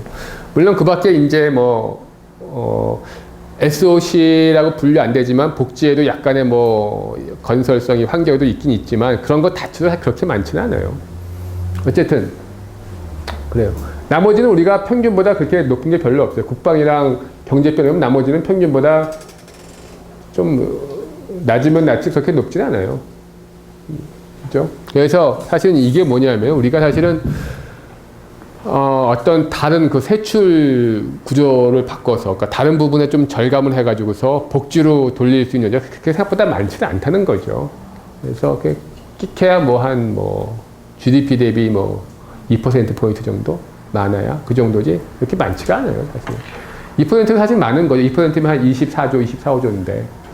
근데 뭐 어떤 복지 앞으로 뭐 우리가 훨씬 더 부족한 늘어나는 복지 지원에 비하면 뭐 거의 뭐 택도 없죠. 그래서 결국은 정말 늘어나는 복지에 대한 어떤 대응을 하려면은 사실은 증세를 하지 않으면 사실 힘들죠. 근데 그런 걸 보이려고 이제 잠깐 이렇게 한 거란 말이죠. 본인이 예산을 배정한다면 어디에 얼마나 할 것인가. 이거는 사실은 이것만 보고서는 힘들죠. 이것만 보고서는 구체적인 내용을 모르고 또 교육에서도 사실은 그게 교육도 사실 들어가면 어디에 쓰냐 굉장히 다양하죠. 대학 교육에 쓰냐, 뭐 중고등학교에 쓰냐, 또 뭐 여러 가지. 그러니까 이거만 보고 힘든데 이 얘기를 하나 딱 넣은 이유는 뭐냐면은 저희가 이제 그런 걸 해요. 저희 센터에서 그런 걸 했는데 뭐냐면은 이제 매년 정부에서 이렇게 나라 예산을 짜고 하는데 좀 더 이제 정말 어디를 배분해야 할 것인가를 한번 시민들도 한번 이런 걸 한번 해보면 어떨까 해서 한번 그런 생각을 해본 적이 있어요. 근데 그러려면 물론 단순히 이것만 가지고는 안 되고 굉장히 상세한 정보가 있어야 되고 각 분야별로 이제 각 분야별 어떤 뭐 관련된 뭐 단체라든가 많은 사람들이 모여서 이제 토의라고 해야 하겠죠. 그렇지만 이제 나중에 기회가 되면은 좀 더 좀 더 상세한 어떤 그 정부의 그 예산서를 보고서 과연 어디에 얼마큼 쓰는 게 정말 좋은가 하는 걸 한번 이렇게 따져보는 거는 꽤 많은 도움이 될 거예요. 그런 뜻에서 한번 이렇게 한 줄을 넣은 거고요. 네, 그 다음 볼까요? 네. 그래서 세출 부분은 아마 나중에도 또 할 기회가 있을 거예요. 그래서 간단히 어떤 세출이 분야별로 어떻게 되고 있다 하는 정도만 이제 간단히 얘기를 한 거고요. 오늘은 채무 얘기까지만 좀 하죠. 채무도 요새 또 문제가 되고 있죠. 많이. 특히 이제 내년도에도 또 뭐 사상 최대의 채무가 되고 뭐 적자 예산 펴고 뭐 여러 가지 하면서 이제 논란이 되고 있고 다음에 그런데 일단 우리가 그 채무에 대해서 좀 간단히 좀 한번 이해하고 그리고 이제 넘어가기로 하죠. 되게 이제 한 가지 일단 채무에도 몇 가지 기본 지식. 그러니까 국가 채무라는 거랑 외채는 좀 구별을 해야 되는 거죠. 국가 채무라는 거는 그러면 나라가 진 빚이죠. 나라가 진 빚이고 외채라는 거는 외국에서 빌려온 빚이죠. 외국에서 빌려온 거에는 나라가 빌린 것도 있고 민간이 빌린 것도 있죠. 외국에서 빌린 거 민간도 빌리죠. 근데 주로 민간이 금융회사가 많죠. 금융기관들이 뭐 외국에서 빌려온 거는 그래서 그러니까 국가 채무 중에는 외국에서 빌려온 것도 있고 자국 내 국민들한테 빌린 것도 있죠. 그러니까 정부가 국채를 발행하는데 그거를 이제 자국 내 국민이 이제 매입하면은 그게 이제 국내에서 빚을 지는 거고 아니면 이제 그런 거란 말이죠. 그래서 국가 채무에는 외국에서 빌려온 것도 있고 국내에서 빌린 것도 있고 그다음에 외채 중에는 국가가 빌린 것도 있고 민간이 빌린 것도 있고 그러니까 두 개가 이렇게 교집합은 있지만 똑같은 게 아니란 말이죠. 근데 우리가 사실은 그동안 우리가 문제 삼은 건 요새는 국가 채무 얘기를 하는데 주로 이제 외채가 우리는 옛날에 많이 문제가 됐었죠. 문제가 됐었는데 사실은 우리가 IMF 때 경제 위기 뭐 그때도 사실은 국가 채무가 문제는 아니었죠. 그때 국가 채무는 거의 없었죠. 근데 외채가 문제가 됐고 그 외채라는 게 이제 정부가 빌린 게 아니라 민간 금융기관에서 빌린 외채가 단기 외채를 갚지 못해가지고서 이제 외환위기를 당했던 거죠. 그랬던 건데 어쨌든 그런 걸 좀 이제 구별할 필요가 있다는 그런 거죠. 그 다음에 이제 뭐 적정 채무 규모라는 거는 이제 이거는 뭐냐면 이제 이건 사실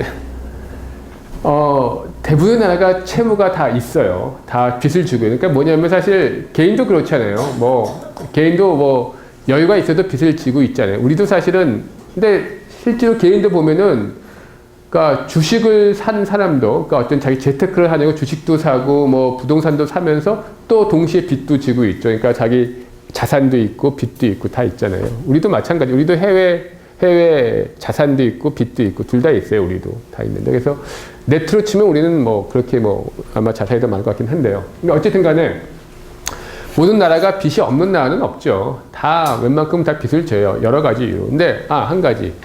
보통 역사적으로 가장 국가가 어떤 때 빚을 많이 졌을까요?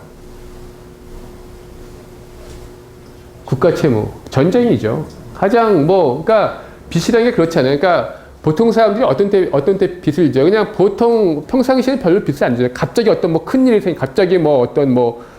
갑자기 뭐 중병이 들어가지고 뭐 병원 비출을 많이 하거나 갑자기 뭐 집을 사야 되거나 아니면 갑자기 뭐 누가 뭐 자식이 뭐 결혼을 하거나 그래서 갑자기 목돈이 들 때 그럴 때 빚을 지는 거지 평소에는 웬만한 사람들은 그렇게 빚을 안 지잖아요. 뭔가 큰 평상시에 다른 뭔가를 할 때니 빚을 많이 지는 건데 과거에는 가장 큰 게 전쟁이었죠. 전쟁하냐고 빚을 많이 졌죠. 그래서 사실은 제 책으로 나오지만 역사를 보면은 아시겠지만 이제 세계대 2차 대전이 나게 된 원인 중에 하나가 1차 대전이 끝나고 나서 독일한테 지나치게 많은 전쟁 배상금을 물렸다가 이제 그걸 갚지 못하면서 이제 그게 하나의 원인이 된 적이 있었잖아요. 그리고 사실은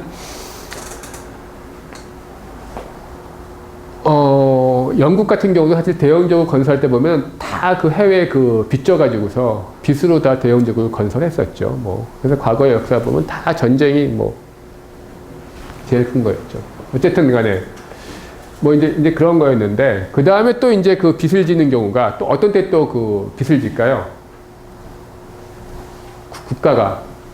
그러니까 개인도 그런 거죠. 그러니까 뜻밖의 일이 생길 때, 그럴 때는 빚을 지는데, 그러니까 국가가 빚을 지는 두 번째 경우는 그런 거예요. 과거에 보면은, 그러니까 우리도 그렇잖아요. 이제 기업들도 사업을 할 때 자기 돈으로 사업하는 게 별로 없잖아요. 외국에서 다 돈 빌려와서 그걸로 사업하잖아요. 우리도, 그러니까 국가도 비슷하죠. 이제 과거에 우리가 빨리 경제 개발을 할 때, 과거에 우리가 개발연대 경제 개발을 빨리 할 때 돈이 없으니까 외국에서 돈 빌려왔잖아요. 외자. 그죠? 차관 도입해가지고, 그거 가지고서 경제 성장 했잖아요. 다 돈 끌어와가지고.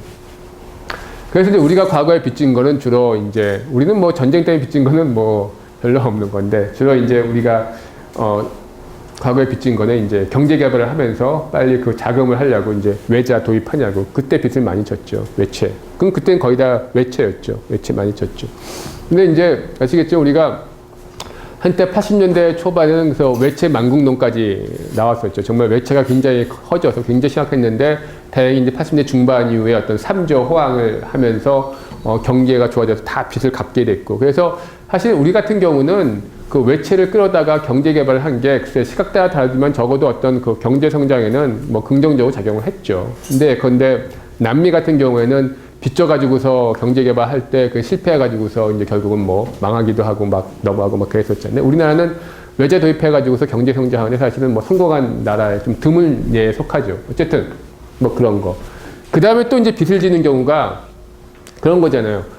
갑자기 뭐 실직을 하거나 늘 돈이 들어오다가 갑자기 뭐 잘려서 뭐 돈이 그러면 뭐 할 수 없이 생활하려면 빚을 우리 같은 경우에 사실은 그러니까 그래서 우리가 80년대 중반에 다 빚을 갚은 다음에 80년대 중반에 이제 3조 호황 겪으면서 90년대 초까지 그동안 외채를 다 이제 갚았는데 그 다음에 우리가 별로 빚이 없었어요. 빚이 없이 쭉 가다가 빚을 진 게 언제예요? IMF 지금에서죠. 그때 이제 IMF 때 주로 이제 IMF 때도 사실은 국가 자체는 빚이 없었는데 민간이 빚을 많이 졌죠. 민간이 빚을 많이 졌는데 그건 이제 국가가 보증해 줬었죠.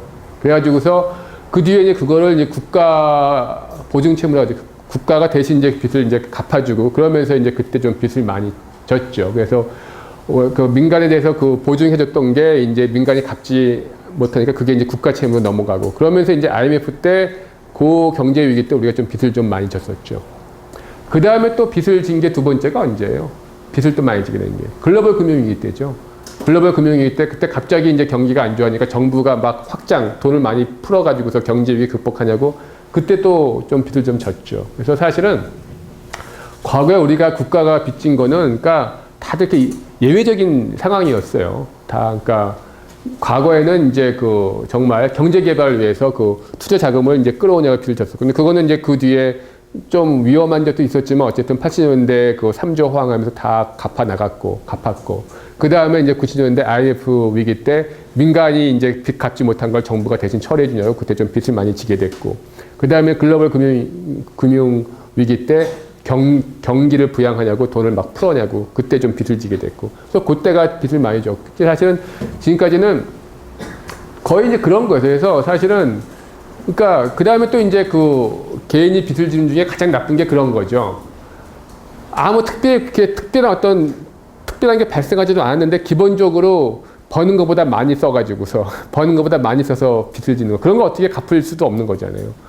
그런 게 그걸 소위 우리가 적자성 채무라 그러는데, 들어온 거, 근데 평상시 지출을 하는데 평상시 들어온 것보다 항상 쓰는 게 많기 때문에 늘 생기는 빚, 그건 가장 심각한 문제인데, 근데 문제는 우리는 그런 식의 어떤 일반적인 일상적인 지출을 하는데 들어오는 것보다 나가는 게 많아서 지는 거는 거의 없었어요. 지금까지 없었는데, 이제 문제는 최근에 몇 년, 특히 이제 올해도 그렇고 내년도 그렇고는 그런 식으로, 그때는 사실 원래는 특별히 어떤 뭐 나빠서 그런 게 아닌데, 물론 뭐 경기가 안 좋아서 세금이 들거쳐서 그렇다기도 하지만 사실 그거는 뭐 핑계고요. 그것보다는 사실은 이제는 그 구조 자체가 뭐냐면, 뭐 사실 뭐 복지 지출도 늘어나긴 늘어났죠. 여러 가지 지출을 하는데 그 MB 때 감세하고 하면서 기본적으로 구조적으로 세금 자체를 이제 그 줄여놨는데 복지 지출이나 그런 건 계속해서 이제 증가되고, 그러니까 이제 그냥 일상적인 것도 하지 못하게, 그래서 적자성 채무가 이제 늘어나는 거고, 내년도에는 더 많이 늘어나는 거죠. 그래서 사실 이제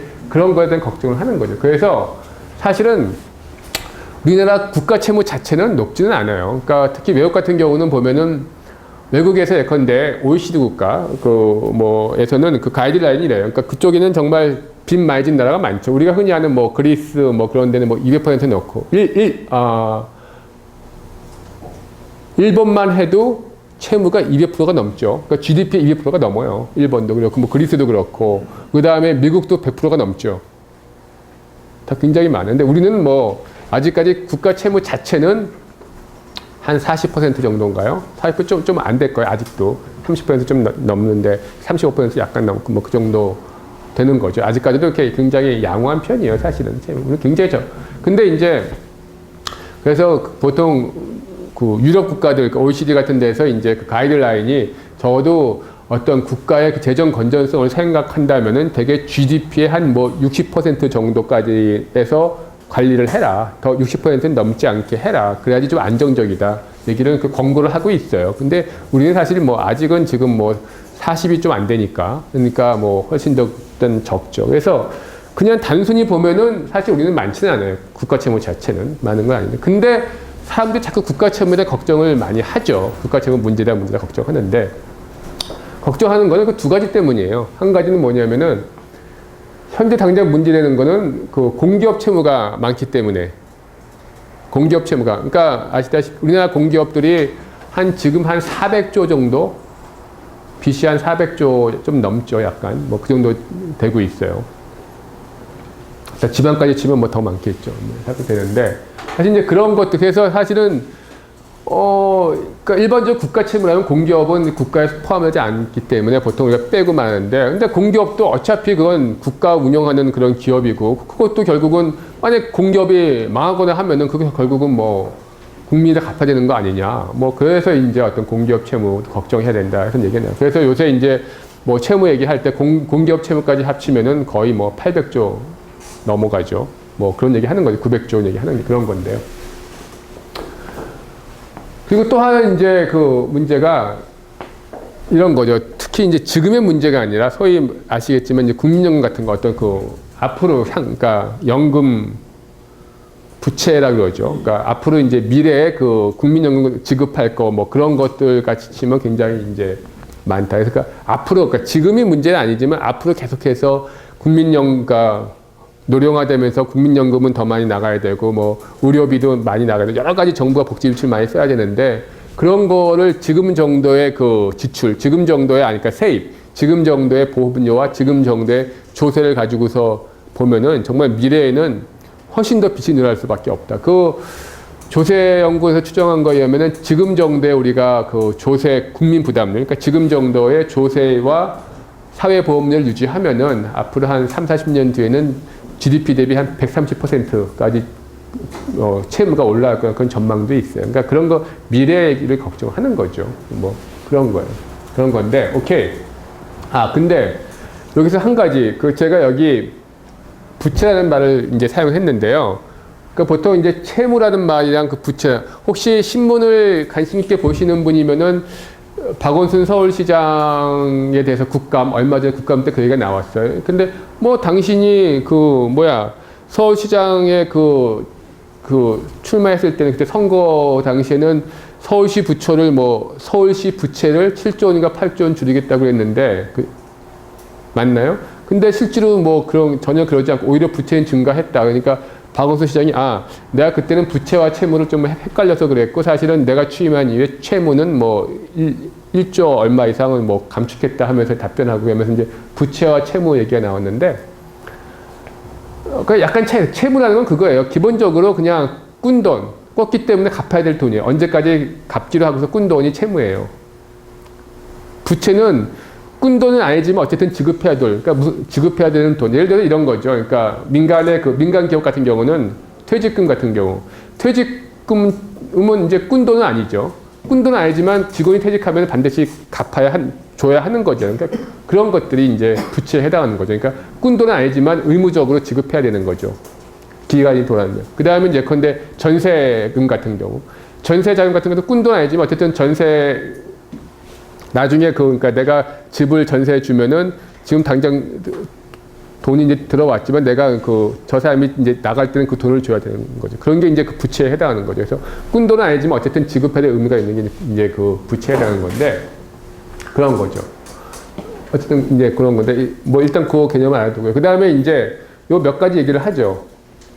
일단은 아까 우리가 공기업 채무가 약 한 400조 원 넘는다고 했는데 그럼 공기업 채무는 왜 그렇게 많은 정말 한 400조 이상의 어떤 채무를 지게 되었을까? 근데 공기업이라는 건 뭐예요? 공기업이라는 게 그런 거죠. 한전, 또 가스공사, 토지, 주택공사, 수자원공사 그런 거란 말이죠. 그러니까 공기업이라는 거는 독점기업이에요. 그죠? 다 독점기업이에요. 사실은 독점기업이라는 건 절대 망할 수가 없고 절대 손해를 볼래야 볼 수 없는 거죠. 그러니까 기업은 자기밖에 없고 공기업이 하는 것들은 다 우리 생활에 없으면 안 되는 거잖아요. 그러니까 한전이 전기값 올린다고 해서 전기를 사용하지 않을 도리가 없는 거잖아요.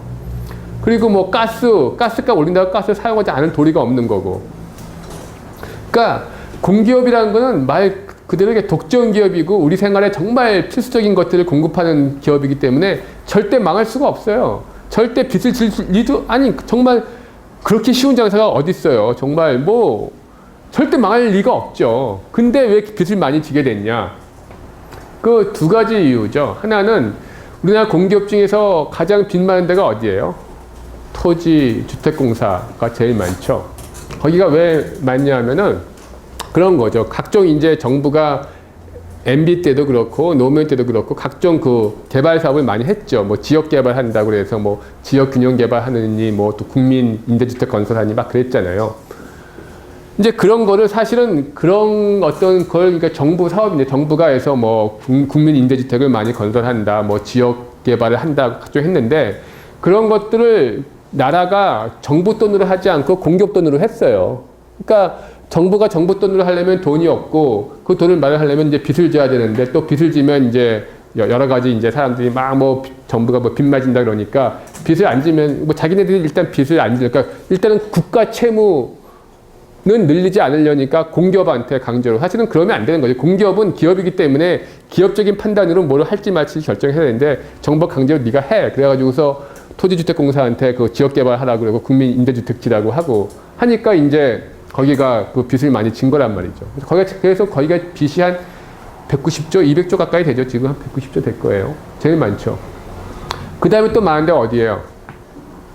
한전도 많죠. 한전도 100조까지는 안 되지만 굉장히 거기다 90조 가까이 될 것 같은데요. 지금 잘 기억 안 나는데 엄청나게 많아요. 한전도 많은데 한전이 빚을 많이 진 건 왜 빚을 많이 져요? 뭐 그렇죠. 그러니까 원가보다 싸게 공급하니까 사실은 아니니까 기업한테 밑지고 팔려고 그런 거죠. 그렇게 하니까 사실 우리나라가 그 또 지하철 공사도 그래요. 지하철 공사도 빚진 건데 뭐 지하철은 워낙 건설비가 많이 드니까 그렇긴 하지만 사실 우리나라 공공요금은 외국보다는 꽤 싼 편이죠. 그리고 많은 공공 서비스가 사실 원가 보조율이 약 80% 정도밖에 안 돼요. 그러니까 한전 같은 경우에 산업용은 좀 더 싸고 가정용은 좀 비싸지만 다 치면 원가 보조율이 한 80% 정도 될 거예요. 항상 원가보다 미치고 딴 것도 마찬가지예요. 가스 뭐 지하철 다 원가보다 지금 미치면서 하는 것들이 제법 많아요. 향수도. 그러니까 근데 이제 또 공공요금 올린다 그러면 또 뭐 난리를 치죠. 국민들이 공공요금 몇 올린다 막 그러니까 이제 싸게 공급하는데 그래서 우리가 그때도 얘기했지만 복지 지출은 적은데 공공요금은 꽤 싸게 공급해요. 근데 사실은 뭐 여러 가지 뭐 보기 따라서 그게 어떤 게 더 바람직하냐 논란의 여지가 있지만 어쨌든 공공요금은 싼데 그러니까 사실은 그래요. 한전이 전기를 싸게 하고 특히 산업전기 같은 거 싸게 하고 하니까 한데 전기를 안 아끼고 마구 쓰니까 그러니까 지난번처럼 전력 사태가 발생하고 그러니까 또 뭐 원전 건설해야 되고 뭐 여러 가지 이제 또 그런 뭐 여러 가지 논의가 있는데 사실은 우리나라 좀 전기를 좀 전략할 필요는 있죠.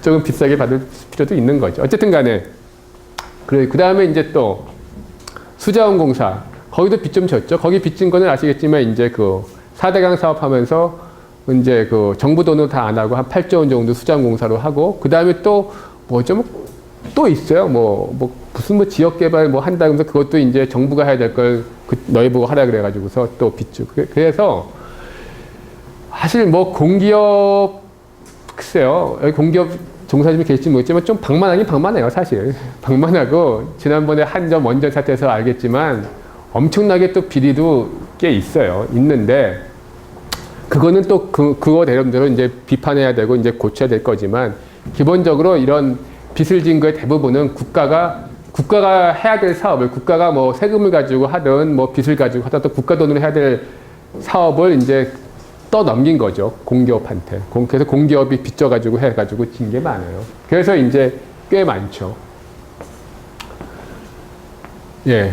근데 하여튼 공기업 채무인데 근데 이제 그 토지공사나 그런 데 진 거는 아까 말씀드린 것처럼 이제 그 지역 개발하고 뭐 임대주택 하면서 했기 때문에 빚은 빚이지만 그 개발한 거, 임대주택만큼 또 자산이 있는 거죠. 그러니까 완전 뭐 100% 그냥 적자성 빚은 아니고 이제 그만큼 갚을 자산은 있는 건데 이제 문제는 이제 부동산 경기가 침체되고 하면서 그 값이 떨어지고 하니까 이제 손해를 보는 그런 건 좀 있죠. 근데 어쨌든 간에 공기업에 대해서는 좀 더 이제 그런 것들 정부 거를 떠넘겨서 하는 거는 이제 앞으로 막아야 되는 거죠. 막아야 되는 거고 다음에는 일부 이제 공공요금은 사실 좀 정상할 필요가 있죠. 네, 그런 건 있죠. 그래서 앞으로 이제 그런 식으로 정부도 관리를 할 수밖에 없을 거예요. 이제 그렇게 나간다 그래서 그리고 이제는 앞으로는 정부가 공기업 채무도 국가 채무 중 일종의 국가 채무처럼 다 같이 공개하고 통제받고 관리하겠다고 그러고 있습니다. 뭐 공기업처럼 그런 거였고요. 연금부채의 의미는 이제 아시겠지만 그런 거죠. 연금부채는 이제 뭐 특히 뭐 요새 공무원연금 얘기는 뭐 워낙 나오죠. 공무원연금은 지금도 공무원연금 다 국민 세금으로 메꿔주고 있어요. 지금도 워낙 공무원연금이 생긴 지가 오래되고 그러니까 지금도 뭐 몇 조 원씩 나가죠. 몇 조 원씩 나가는데 지금 기억이 안 나는데 꽤 많이 나가요. 그거는 이제 지금도 연금 지급하냐고 이제 나가고 있어요. 나가고 있는데 근데 그거 어떻게 생각해요? 공무원연금을 이렇게 국민 세금으로 주는 것에 대해서 어떻게 생각해요? 공무원 아니시면 다 반대하겠죠? 개혁해야죠. 반대해야죠. 근데 이제 공무원분들은 또 만나면 또 되게 붕괴해요. 내가 이거 믿고 정말 공무원 한 건데, 연금 믿고 공무원 한 거고, 정말 연금 때문에 그 박봉을 견디면서 왔는데, 이제 그거 했는데 이걸 갖고 뭐 그러냐. 뭐, 근데 서로 간에 이해가 다른데, 사실은 이번에 복지부장인데, 사실은 저도 공무원 연금 쪽은 좀 약간 뭐, 관계에서 좀 마음을 봤는데, 사실 개혁 필요해요. 당연히 개혁은 필요해요. 개혁 필요하고, 조금 양보를 해야죠, 공무원분들이. 뭐, 그럴 필요가 있죠. 어쨌든 그건 그렇고, 이제 국민연금인데, 근데 문제는 공무원 연금은 이거예요. 정부가 고용주잖아요. 정부가 고용주고 이미 공무원을 고용할 때 약속을 한 거예요. 약속, 그쵸? 법에 의해서 네가 그러니까 그래서 사실은 공무원이 민간보다 사실 그동안 좀 더 급여가 더 적긴 했었죠. 사실 그거는 뭐 틀림이 없어요. 민간보다 좀 적었었는데 그 이유가 대신 너희는 이제 퇴직하면 노후 보장은 정부가 한다. 뭐 그런 거였단 말이죠. 그래서 이제 연금 후하게 주는 건데, 근데 이제 그러니까 이거는 그러니까 공무원 사실 그 공무원의 항변도 맞긴 맞아요. 제 공무원 들어올 때부터 자기는 뭐 급여 이 정도 되고 나중에 노후에 연금 좋은 거 알고 그래서 연금 때문에 그렇게 치열한 경쟁을 뚫고 공무원이 된 거란 말이죠. 그러니까 그 정부가 고용주인 정부가 약속을 한 거란 말이에요. 그러니까 사실은 그게 과하든 과하지 않든 사실 그걸 안 지키면 사실 약속 위반인 거는 있는 거죠, 엄연히. 그래서 사실은 공무원이나 군인연금 경우는 약간의 약속 위반 그걸 안 지키니까 약간의 정부의 책임이 있어요. 근데 국민연금은 어때요? 국민연금도 지금은 사실은 뭐 지금이야 워낙 받는 사람이 적고 내는 사람이 많으니까 상관없지만 이게 한 20년, 30년 지나면은 이제는 그게 역전되고 한 40년, 50년 지나면 완전히 뭐 국민연금 다 빵꾸 나죠. 그러면 근데 어떻게? 그럼 국민연금도 정부가 그거를 그 약속대로 다 지급해야 될 의무가 있어요? 아니면 이제 국민연금이 다 이제 빵꾸 나면 더 이상 안 줘도 되는 거예요? 예, 대부분의 나라들이, 그러니까 원래 모든 나라가 다 원래 기금은 다 없고, 그러니까 좀 이게 우리만 그런 게 아니라 대부분 나라들이 다 이미 우리보다 먼저 국민연금 시작한 나라는 다 기금은 거의 다 없어요. 없고 다 그때 이제 들어오는 보험료 가지고 지급을 해요. 그러니까 그 두 가지죠. 하나는 그거를 그대로 다 지급하려면은 약속대로 지급하는 나라들이 있어요. 그러려면은 보험료를 굉장히 많이 내야 되죠. 어젠가 지금 복지부 장관 내정자가 이제 인터뷰를 한 게 있는데 국민연금을 그거 그대로 유지하려면 뭐 보험료를 한 15% 혹은 뭐 나중에 17%까지 올려야 된다 얘기하는데 근데 그거는 맞아요. 실제로 그만큼 내야만 그게 균형이 되거든요. 나중에 이제 기금이 다 없어지면은 그러면 이제 그래서 그렇게 뭐 연금보험료를 17%씩 걷어가지고서 그 시대 노인들 주는 나라들이 있어요. 그게 그리스, 이태리 그런 나라들. 그런 나라들이 그래가지고서 이제 망했죠. 아니면 이제 국민연금 자체를 이제 줄이는 거죠. 개혁을 해가지고서. 뭐 스웨덴이나 그런 데가 이제 연금에서 줄이고 뭐 하는 거. 그랬는데, 사실은 연금 급여가 정말 이게 국가가 이걸 법적인 책임이 있냐? 그건 사실 애매하죠. 그건 애매한 거고. 그 다음에 약속을 했더라도 돈이 없으면 뭐, 나중에 그러면 그거를 빚을 져서 하는 게 맞냐? 아니냐? 근데 논란의 여지가 있죠. 여지가 있는데, 어쨌든가 연금 얘기는 나중에도 하겠지만, 그래서 사실은 분명히 연금이 지금대로 계속 가면은, 그러니까 기금 한 2050년 넘어가면은 이제 잔고 전혀 없고 빵꾸 나고 그때는 이제 그때 보험료 가지고 그 노인분들 지급해야 되는데 그렇게 되려면 그때는 한 17% 정도 보험료를 걷어야 돼요. 연금분을. 그래야만 그 당시 노인분들한테 지급할 수가 있게 돼요. 그래서 어쨌든 뭐 그런 건데요. 그래서 이제 그런 것들이 해서 미래 문제죠. 결국은 그리고 이제 또 연금만이 아니라 여러 가지 또 복지 지출도 이제 고령화되면서 늘어날 수 있잖아요. 그래서 그런 것들에 대한 걱정을 하는 거죠. 근데 결국 이런 게 좋은 얘기는 뭐냐면, 그러니까 우리는 지금은 사실은 아직까지 양호한데 앞으로 여러 가지 연금이라든가 의료 늘어나는 것들을 어떻게 감당할 거냐. 그래서 그거에 대해서 이제 많은 전문가들이 대부분 내놓는 답은 일시에 증세를 할 수는 없지만 조금씩 이제 올려가면서 좀 대비를 해야만 되지. 안 그러면은 나중에 가서 정말 뭐 왕창 뭐 그리스나 뭐 이태리 그런 얘기를 많이 하고 있는데요. 그 부분에 대해서는 나중에 연금이나 이런 복지에 관련된 문제 나중에 한 번 더 할 기회가 있을 거예요. 그 정도 하고. 그래서 이런 우리나라 채무 현황이 대충 뭐 이렇다는 정도 얘기를 했고요. 오늘 여기까지 하죠. 네.